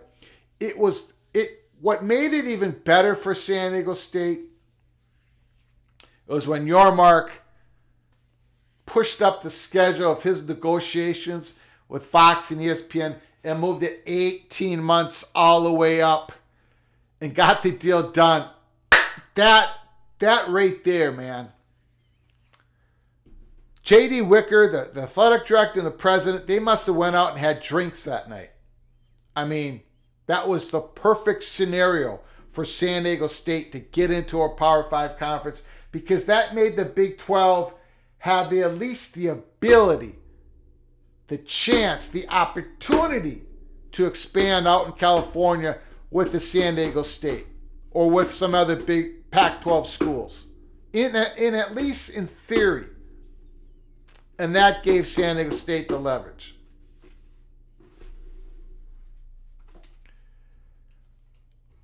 Chat room is buzzing. Chat room is buzzing. Please give us a call. 763-260-1333. This is an emergency live show. We weren't planning this. Our next live show is Thursday night, 7 o'clock Eastern Time. Be there. We're going to be talking ACC. We're going to be talking about the grant of rights. We're going to be talking about unequal revenue sharing. We're going to be giving our way too early predictions for the ACC. Florida State Seminoles. They're going to be tough to beat. Join us Thursday night with your comments and your phone calls. But we had to do this show. This is an emergency live show. Movie Time Blues is in the house, and he says Pac-12, Big 12 fans should just declare truce and stalemate because neither can finish the other. There's some truth to that. Kenneth, Texas Tech has bigger athletic donors than SMU. That might be true, but I don't think there's a G5 school out there that has bigger athletic donors than SMU. Really. SMU's got a lot of money. Lots of money. And when SMU, if they can get into a Power 5 conference, I think even more money gets thrown onto the table. I think even more investment happens. We see that over and over and over again. When a school elevates itself, more money comes pouring in. It's like you know how it is. Money goes to the person riding the strong horse. That's just how it happens. SMU, more money will come in there. That's what's going on at some of those schools that just joined the Big 12. So, Mona Vision, chat room is buzzing from Cloak and Dagger.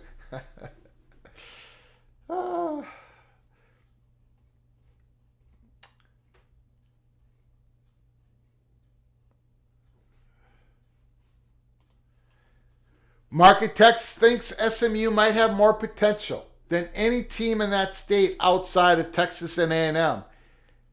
And now that pay for play is legal. Yes, the NIL money that SMU has been throwing around. What do you think is going to happen when they join the Pac-12? If they join the Pac-12? You talking about big money? Holy smokes. It's just going to be flying in. Absolutely flying in.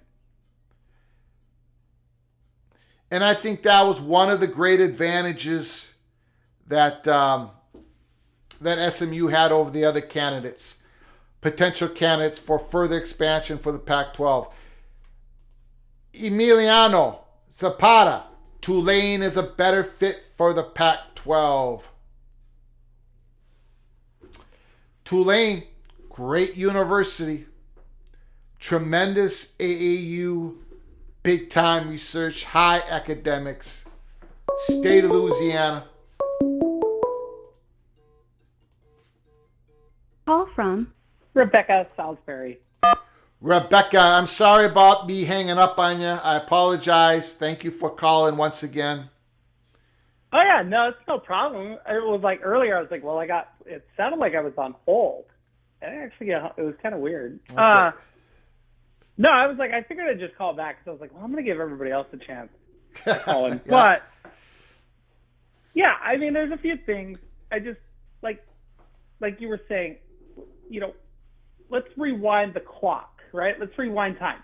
Got it. SMU, prior to the death penalty that they received, was a powerhouse in football. Like, I think people forget that, Yeah. right? Yeah. Like, when I was a kid, I mean, I'm 40, so I was like 7, 8 years old, but when the death penalty essentially got handed down. But what people forget was how good SMU was every single year in the 80s. They were a really good football program for a long time. And then they unfortunately, if you've seen the documentary on ESPN, Pony Excess, the 30 for 30, totally understand how they got handed the death penalty, because they were definitely breaking the rules. Oh yeah. Yeah. Right? Like, there's no getting around it. Like, what teams do today, SMU was doing in the 80s. Yes. But yeah, like, once they got handed that, SMU's just never rebounded. But that was a program, again, that's a program that was really good, was playing in basically was a Power 5 conference back in the day. Yep. In the Southwest Conference, Yep. With Texas and all of them. Mm-hmm. I believe Houston was in that conference too, and so, and then of course, all that happened, and then they got left behind when the Big 12 merged. The Big 8 merged with the Southwest Conference and created the Big 12. But the following, like, SMU has this weird following. I've just been kind of like Googling it, and they really do have kind of like this weird cult-like following of their fans. Small school, large fan base somehow.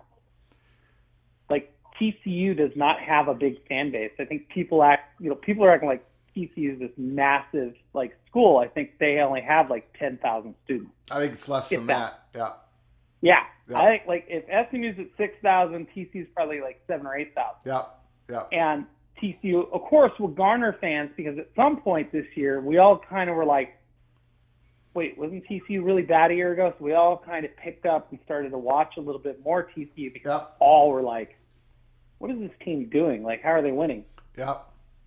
So, like, when it comes to this, it's like there's a lot of things at play here. And, like, Pac-12, again, has the worst time slots.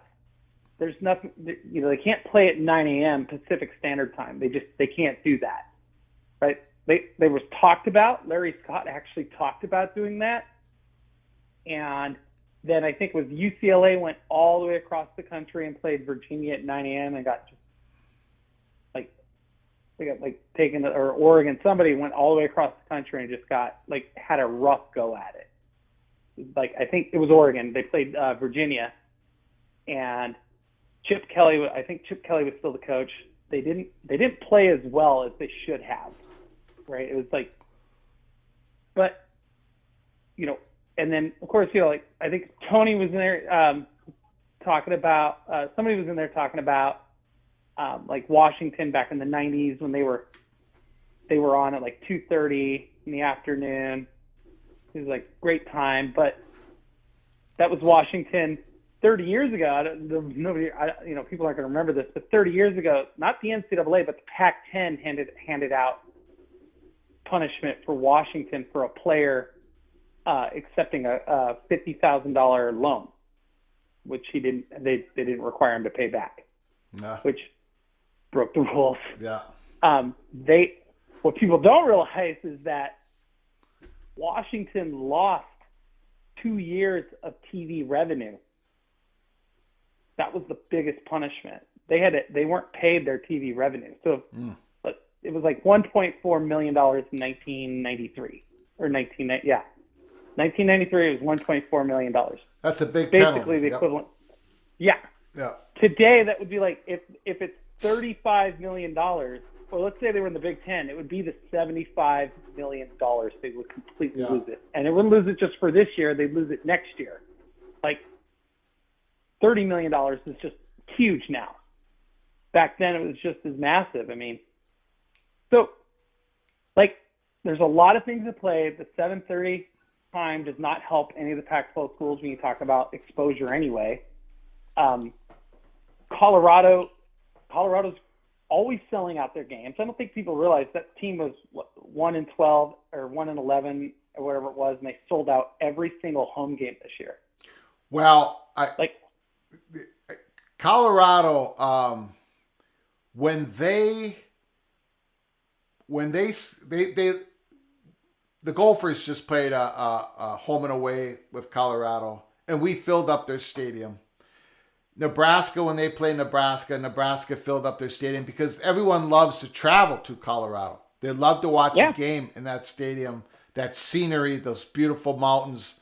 So Colorado gets a lot of help from visiting fans, which is a good deal for them.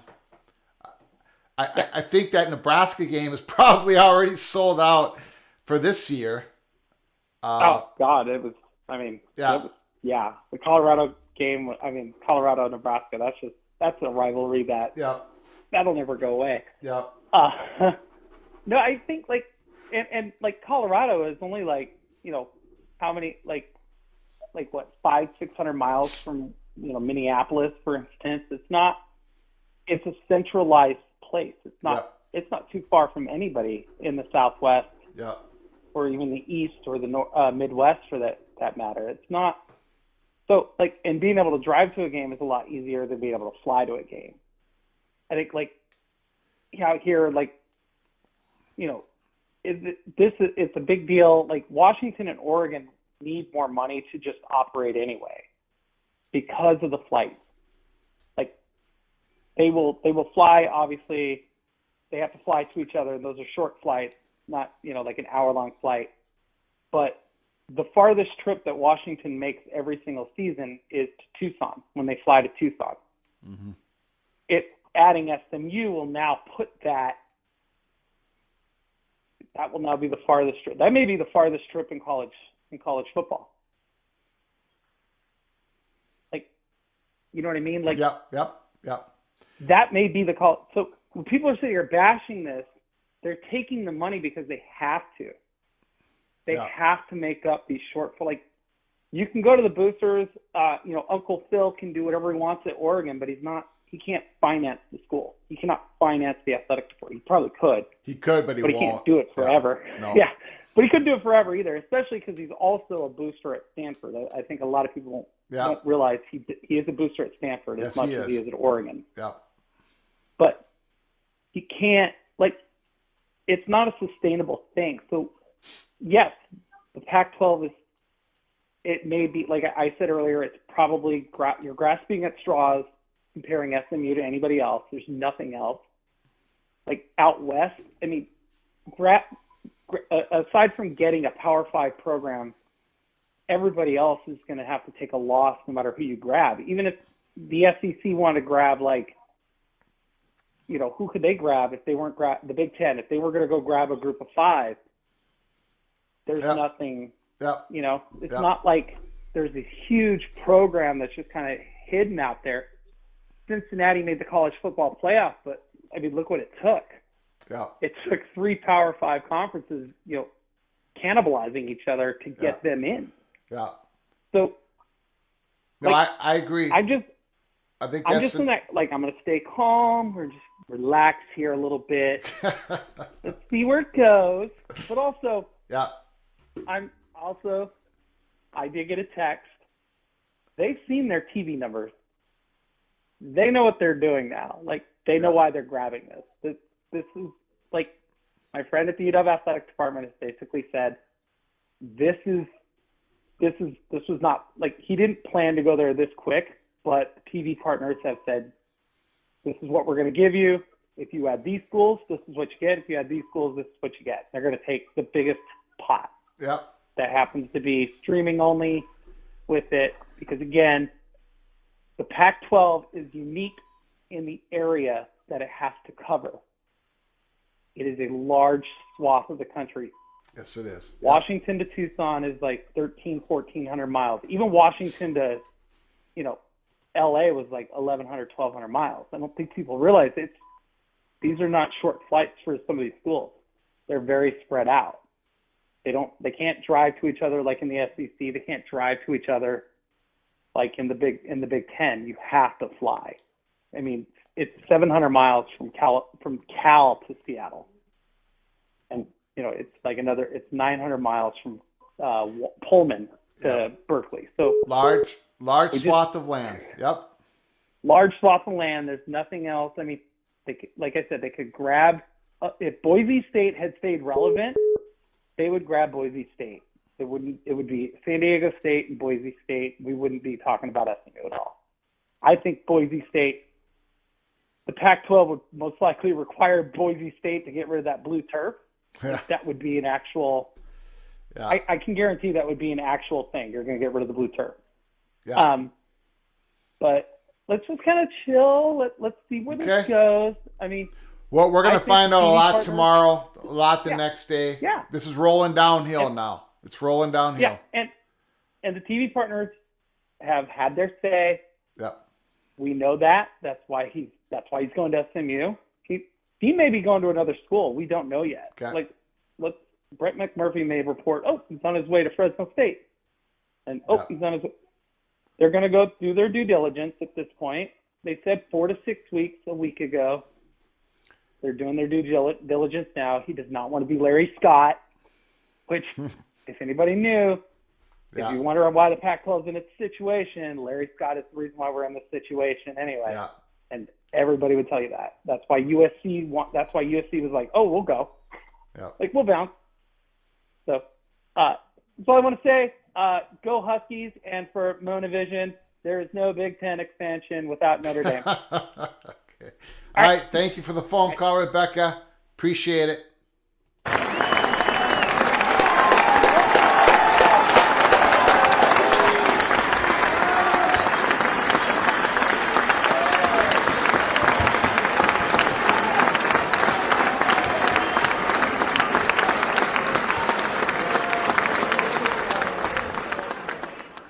Steven Snook makes a good point. As of 3 days ago, only the executive 3 were said to see TV numbers. So apparently they shared them with the other 7, how things change in 72 hours. Very good comment. As we said, there's no way none of these presidents had seen any numbers. Didn't seem very real to me at all. Because this has been going on for so long. Steven Snook, 4 to 6 week. Hell, it's been going on for months. Absolutely. It's been going on for a while. It looks like they're getting close. Good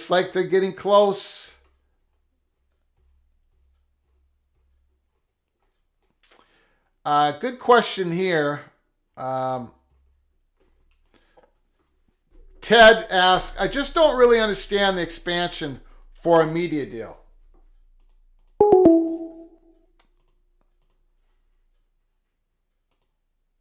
I just don't really understand the expansions for a media deal. The reason the Big Ten stopped expanding is because the members would lose money.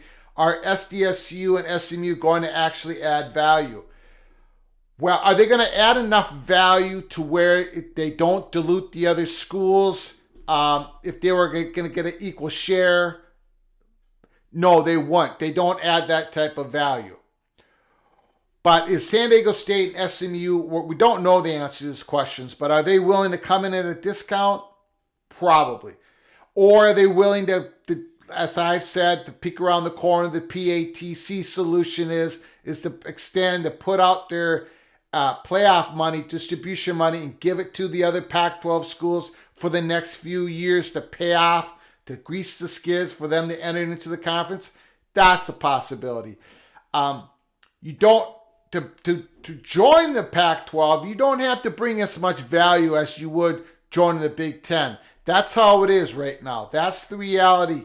That's the reality. Only basically Notre Dame and maybe a few other schools out there would even add quick, sudden value to the Big Ten Conference. There's a big difference between Pac-12 and Big 12 in regards to how high that bar is to jump over, to actually not bring down the other schools, to cut the other school slices into smaller pieces. I think there's a way to get SDSU and SMU on board that doesn't hurt the revenue slices that the other Pac-12 schools are getting. We had an episode here. We had a live show at Peek Around the Corner.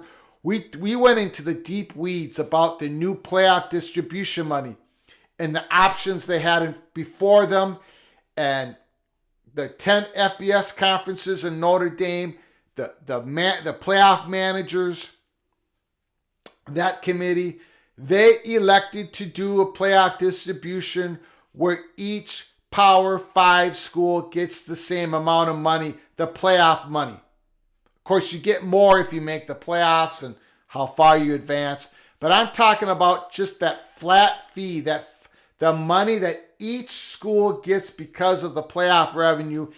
Each Power 5 school would get the exact same amount of money in 2024 and 2025. Currently, in this playoff structure, the 14 playoff structure, the revenue that is handed out to Power 5 and G5 is the Power 5 conferences get 80% of the revenue, G5 gets 20%, but that 80%, it's divided out evenly to the 5 Power 5 conferences. The SEC gets the same amount as the Pac-12. It's not based upon how many schools are in the conference. Each conference get the same exact amount of money. And I think it's like in the 70 million range for each Power 5 conference. But they've changed that. They've changed it. So when it happened where each Power 5 school gets the exact same amount of money, we said here at Peek Around the Corner, that incentivizes the Pac-12 to expand. It makes it possible. Because now San Diego State and an SMU are going to get that Power 5 money. They're going to get the same money as a Purdue, a Minnesota, a Mississippi State, a Clemson. And it's going to be a lot of money. It's going to be a huge amount of money. Now suddenly San Diego State has that money, projected money. SMU has that projected money, and now they can use that projected money to grease the skids to make the Pac-12 whole, to make those 10 schools, to make an Oregon, to make a Washington. It's actually putting money. It's not going to do, in my theory, I think this is happening. It hasn't been announced by anybody. I'm just telling you, I peek around the corner. This has to be part of the play, where those whatever deal is in front of them, let's say it's for $33 million per school, and they're going to add San Diego State and an SMU, those Pac-12 schools can make it so they don't lose a dime by adding 2 schools. because of that new playoff money. I really think that's going to be part of this whole expansion. No one has reported on it. But now that we're rolling downhill, I think that's what's playing a part in this. The way they're distributing that new playoff money opened the door for the Pac-12 to expand without hurting the wallet of Oregon or Washington or Stanford or California. We shall see. I think things are going to happen quickly here. Now, I got to tell you, there's also other people on Twitter right now, tonight. It's all over the place. They see this Brett McMurphy tweet.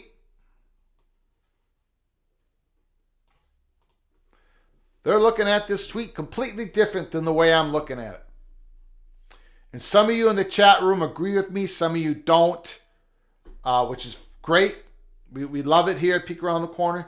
But this last half of this here, Pac-12 needs more members and more inventory for a new media rights deal, which is expected to rely heavily on digital streaming services. There are some theories out there, some wide-eyed speculation that this could even mean that a Pac-12 school has wandering eyes for maybe the Big 12, and George Kliavkoff has to get this deal done. And he's got to go. He's got to move. He can't wait to expand. He's got to expand right now. He's got to get it done right now. Is that what this tweet means? Is that what this indicates?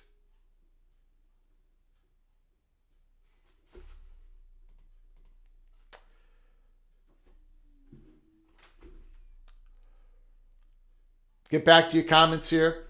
Again, we're at College Football's Peek Around the Corner. Smash that like button. If you haven't done so, smash it. It helps us with the algorithm so much. This is an emergency live show tonight. We're talking about Brett McMurphy's breaking news.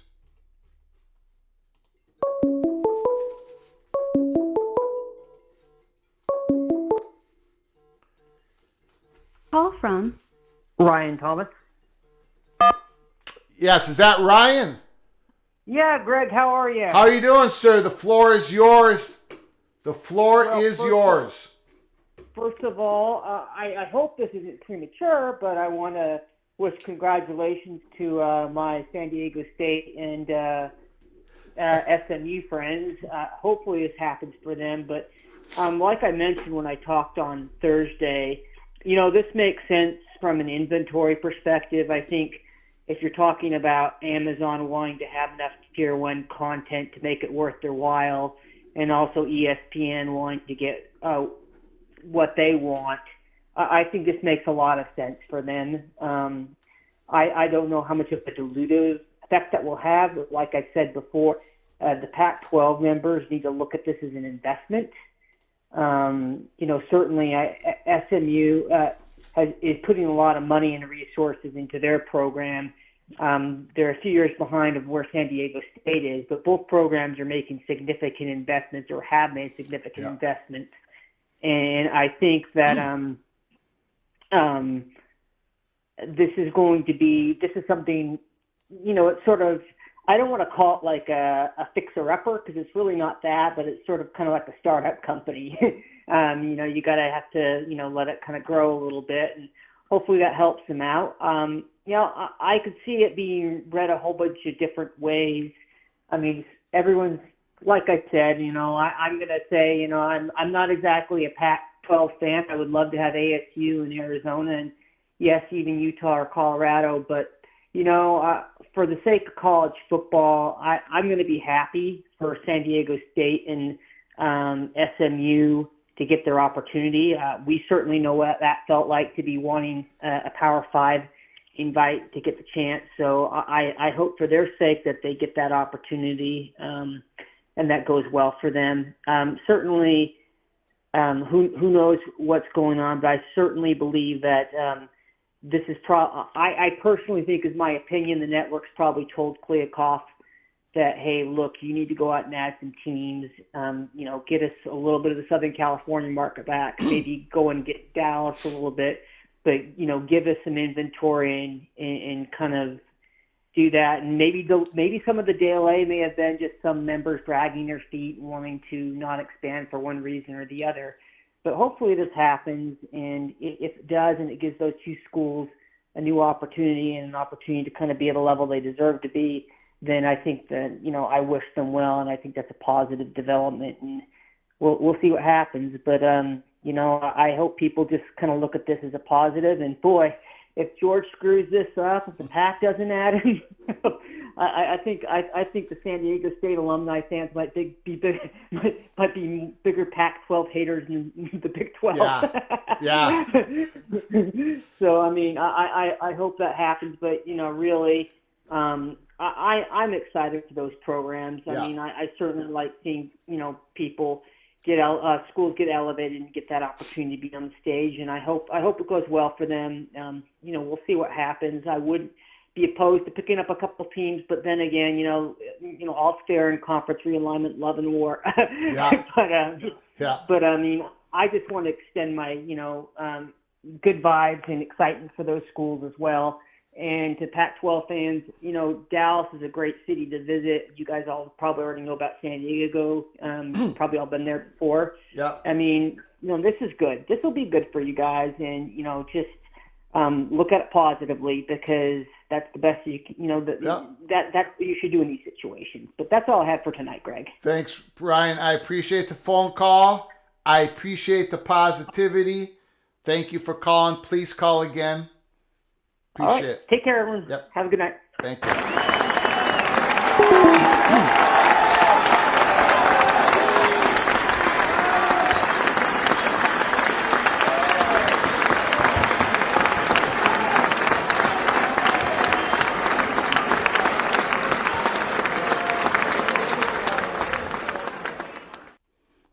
Okay, I just closed the phone line for a moment here.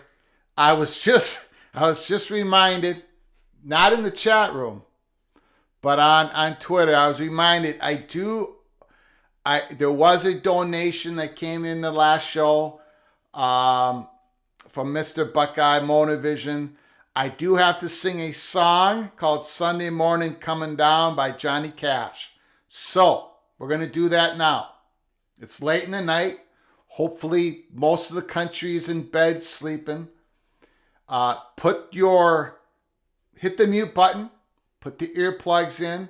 Again, this is what we do. If you're new to the channel, please subscribe to the channel. We talk everything college football. We also sing fight songs during the season.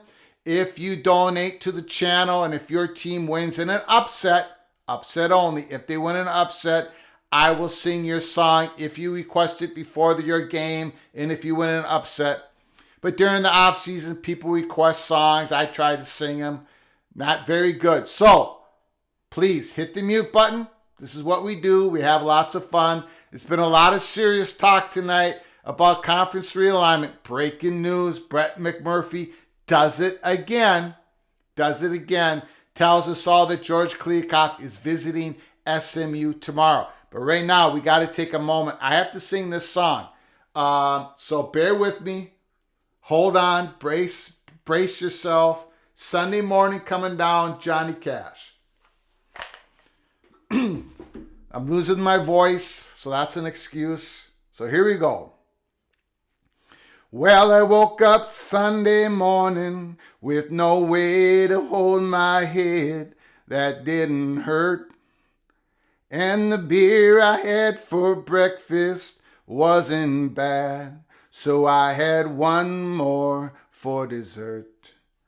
Then I fumbled in my closet through my clothes and found my cleanest dirty shirt. Then I washed my face and combed my hair and stumbled down the stairs to meet the day.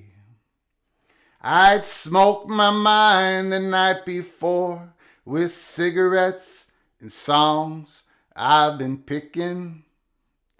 But I lit my first and watched a small kid playing with the can that he was kicking.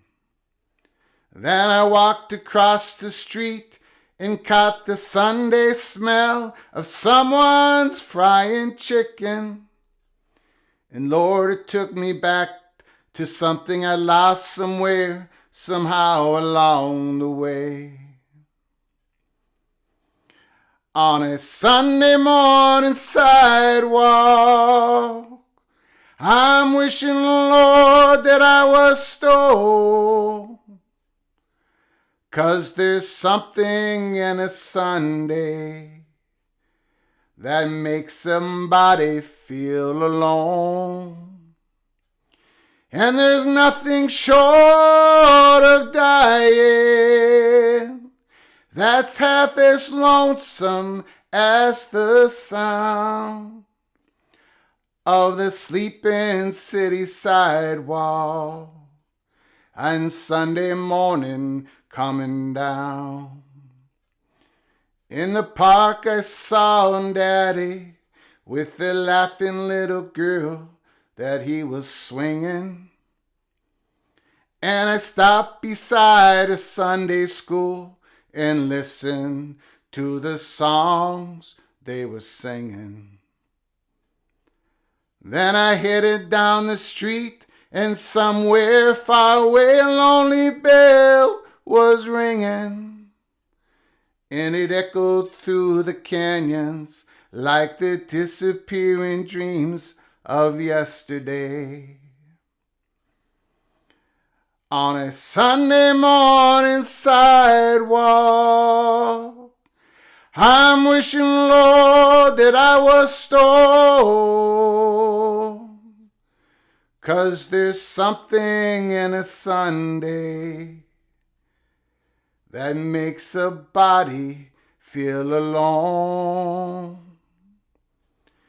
And there's nothing short of dying that's half as lonesome as the sound of a sleeping city sidewalk and Sunday morning coming down. Okay, there it is. There it is. Everybody has fled the chat room. Again, thank you, Mona Vision. Thank you, Daniel Montecastle, for your donations in the last show. That was to fulfill an obligation. Hopefully I don't get sued. Hopefully you guys all survived that singing. Okay, here we go. Back to your comments. Again, we're talking about the breaking news of Brett McMurphy. Was show it one more time. One more time, breaking news. And this is going to start, like we said, this is going to start rolling downhill. Pac-12 Commish George Kliakoff visiting SMU Wednesday, sources told Action Network. San Diego State, SMU are the top Pac-12 expansion candidates. Pac-12 needs more members and more inventory for a new media rights deal, which is expected to rely heavily on the digital streaming services. So that is the breaking news tonight.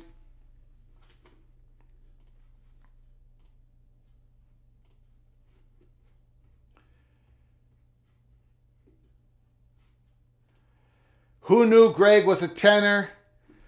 Market text, a tenor that slides in and out of notes, slides off of notes, unfortunately.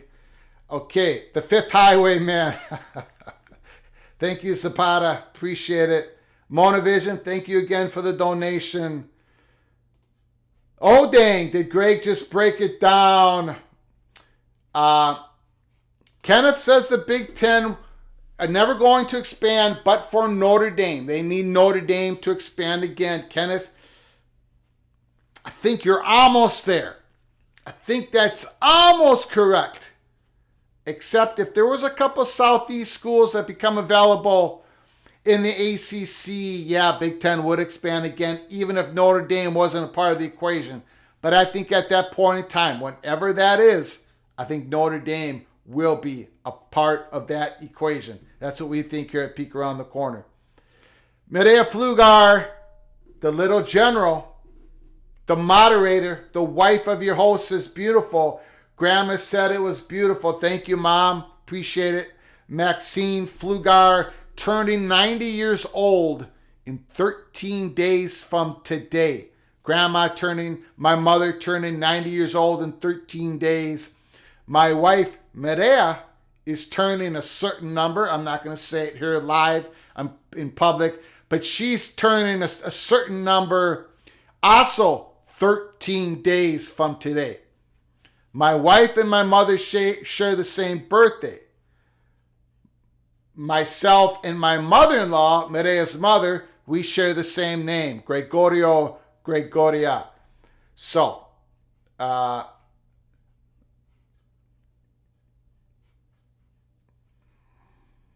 Motivision with a rare compliment. That was actually better than I thought it would be. Wow. I'm not sure how to take that. I'm not really sure how to take that. I'm going to take it as a compliment. Or it could be this.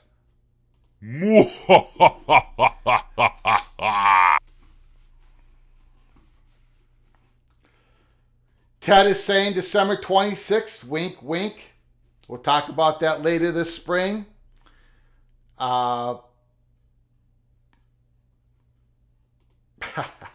Movie Time Blues. Greg, I think it's time you sing the national anthem for the next Gopher game. That's not going to happen. That's not going to happen. First of all, my voice, I would not be allowed to sing in that stadium. Number two, don't think really any, how do I say this? Most of you in the chat room know the story of when we broke the news of March 31st, USC called the Big Ten. You know all that. But most of you probably don't know the story of Christmas Day on December 25th, 2016, when I broke the news, peek around the corner, flag umpire, when we broke the news that Tracy Claeys was going to get fired in 212 hours from the day that I put it on Minnesota 247. And then I said that PJ Fleck, we had the information, we had our source, BTM and his associates, told us that PJ Fleck would be target number one and he would have 72 hours to figure it out if he wanted to be the new coach of the Minnesota Golden Gophers. We said all this on December 25th. It got quite a rise out of everybody locally here in Minnesota. Minnesota 247 had its biggest thread ever. Ryan Burns, the great Ryan Burns, let me go with it. We had our source. Well, Tracy Claeys, the Minnesota Golden Gophers, won a bowl game December 27th, 2 days after I made this breaking news. And everyone's thought, well, Tracy Claeys, he just won his 9th game as the head coach of the Gophers. There's no way he's going to get fired. There's no way PJ Fleck is even going to come to Minnesota. Well, it didn't happen in 212 hours from the time we said that Tracy Claeys was going to get fired. It happened in 216 hours. The reason why it took 4 extra hours is because the Board of Regents dragged their feet. The president had to go in front of the Board of Regents, said Mark Coyle, the new athletic director, this is their job. So Tracy Claeys got fired, and then PJ Fleck got hired 72 hours later. When we went through all of that, we weren't, the University of Minnesota, they weren't too happy with us. So Big Ten isn't too happy with us, University of Minnesota. However, we got no strings attached here. We're independent. When we have the info, we let it out there for you all. So I will not, this is a long story for me to tell you, Movie Time Blues, because most people here in the chat do not know the story. University of Minnesota, I'm a Gopher fan, beloved Gopher fan, but they're not going to be inviting me to sing any national anthems at their football stadium. And it has to do more than just my horrible voice. So, Corey Belt reminds me of the last gasp of the Big East as a football conference, extending membership to SMU, SDSU back in 2011. Before anybody scoffs at Corey Belt,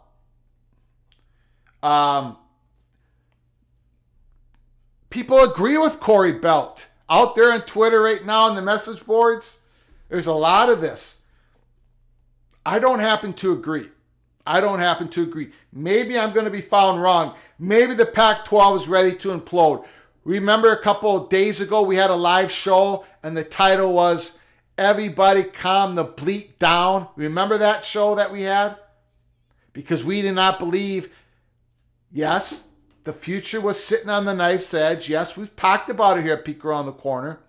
But we did not believe the story that's about to implode right now. We told everybody to calm the bleep down. We had a big live show. We still think that. But there are a lot of people who disagree with us here at Peek Around the Corner. A lot of people think the Brett McMurphy tweet of tonight is just more evidence that this is the last gasp, like Corey Belt said, that this is just the Pac-12 trying to survive for another day. Who's going to be right? Who's going to be wrong? Or are we in a situation where it's so fluid, this thing could break any which way? Is it so fluid that George Kliavkoff had to move up the calendar to remember the plans was to expand after they got the media deal? Maybe they're trying to expand, going to visit SMU tomorrow? That wasn't part of the plan until suddenly now it is. Some people are taking that as a sign of weakness. I'm going to take it a little differently. I think it's a sign that things are about to get done. Expansion is the real deal. It should get done. This is what the media companies demand. So this is how George Kliavkoff can thread the needle. But we shall see. We shall see who's right, who's wrong. But there's a lot of people that agree with Corey Belt, what he just said in the chat room. And then Sal Carmona.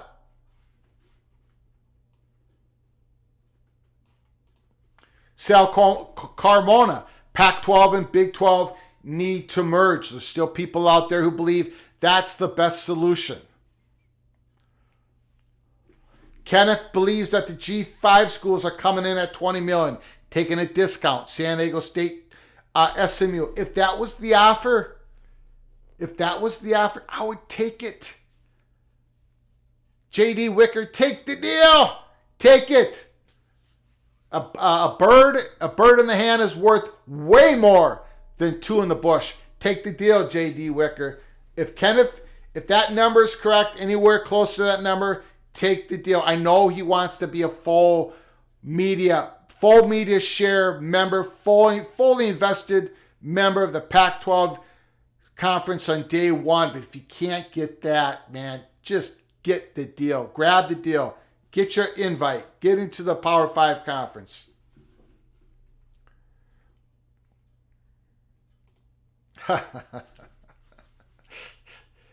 Tony. Everyone has a plan till they get punched in the face. Mike Tyson.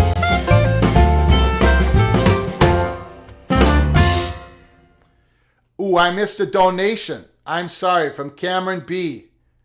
I apologize. I don't see it. It's not light up on my screen. Oh, there it is. Cameron B, I apologize. Thank you for the super chat. Thank you for your generosity. Appreciate it so very much. Should have been a merger of the Pac-12 and the Big 12. A lot of people agree with Cameron. It's just, it just wasn't going to work for so many reasons. One is the media companies didn't want it to happen. Number two is there are certain schools in the Pac-12 that didn't want it to happen. I think it was something that maybe they spent a day talking about. Maybe. We've heard reports. We've seen some of the emails and the FOIA requests saying that George Kliavkoff might have had interest in a merger and all this stuff. I never bought into it because first of all, I didn't think the media companies wanted that to happen. Don't think they want a 32 team conference or 20, whatever the size. Let's see. 26, 24 team conference, a merger. They don't want that to happen. But I also think Stanford, California, these schools don't want to have certain members of the Big 12 to be conference mates. Again, the strongest thing the Pac-12 has going for it is Pac-12 universities actually want to remain Pac-12 universities. Remember that. They do. They love rubbing shoulders with each other. Big time research universities that are the big engines of this country, along with other universities across the country. But my goodness, University of California, Stanford, come on.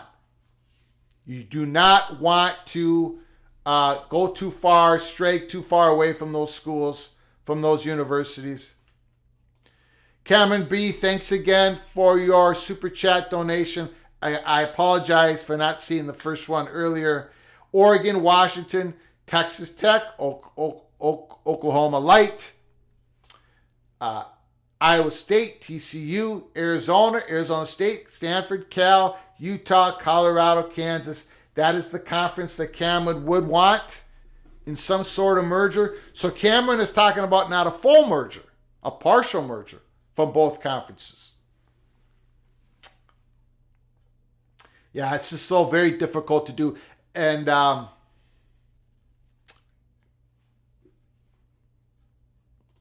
Rebecca says, Carmona, they'd have to leave schools behind, no doubt, especially the new schools coming in, the Big 12 and Oregon State and Washington State as well.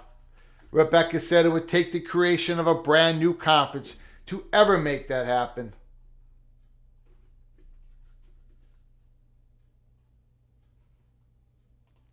Ted says they couldn't trim the fat of a merger without so much legal action that it just wasn't possible. The same reason SEC and the Big Ten won't merge with the best schools.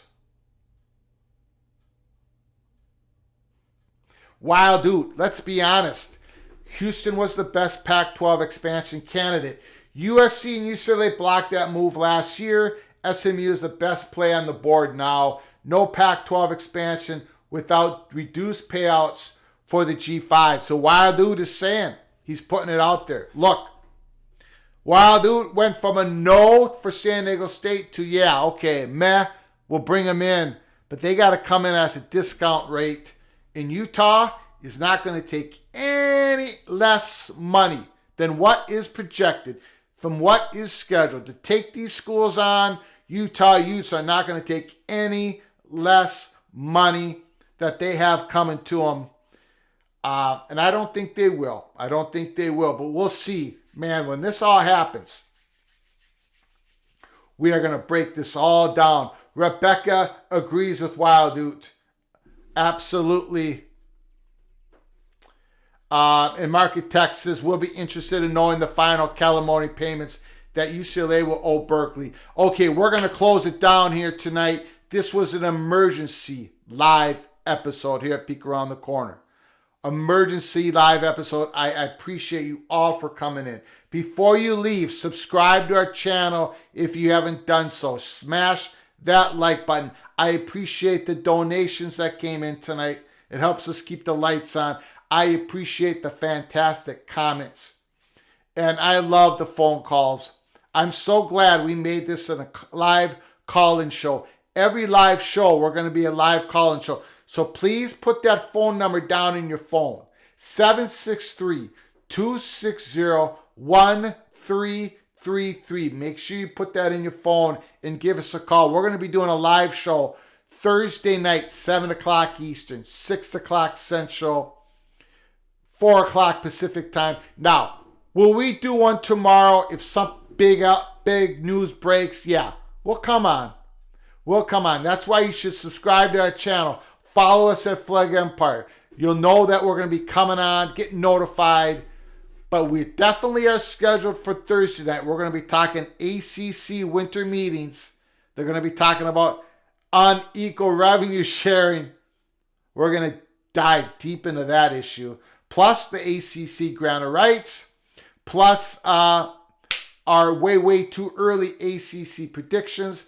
I appreciate you all for surviving my singing of Sunday morning sidewalk or Sunday morning coming down Johnny Cash. I'm wearing the black like always. We are the Rebel Outpost of all of college football YouTube channels. We are the Rebel Outpost. So thanks for joining us tonight. Until next time, which is going to be real soon. Real soon. Until next time. From all of us at Peek Around the Corner to all of you, please, you all take care of each other. Thank you so very much.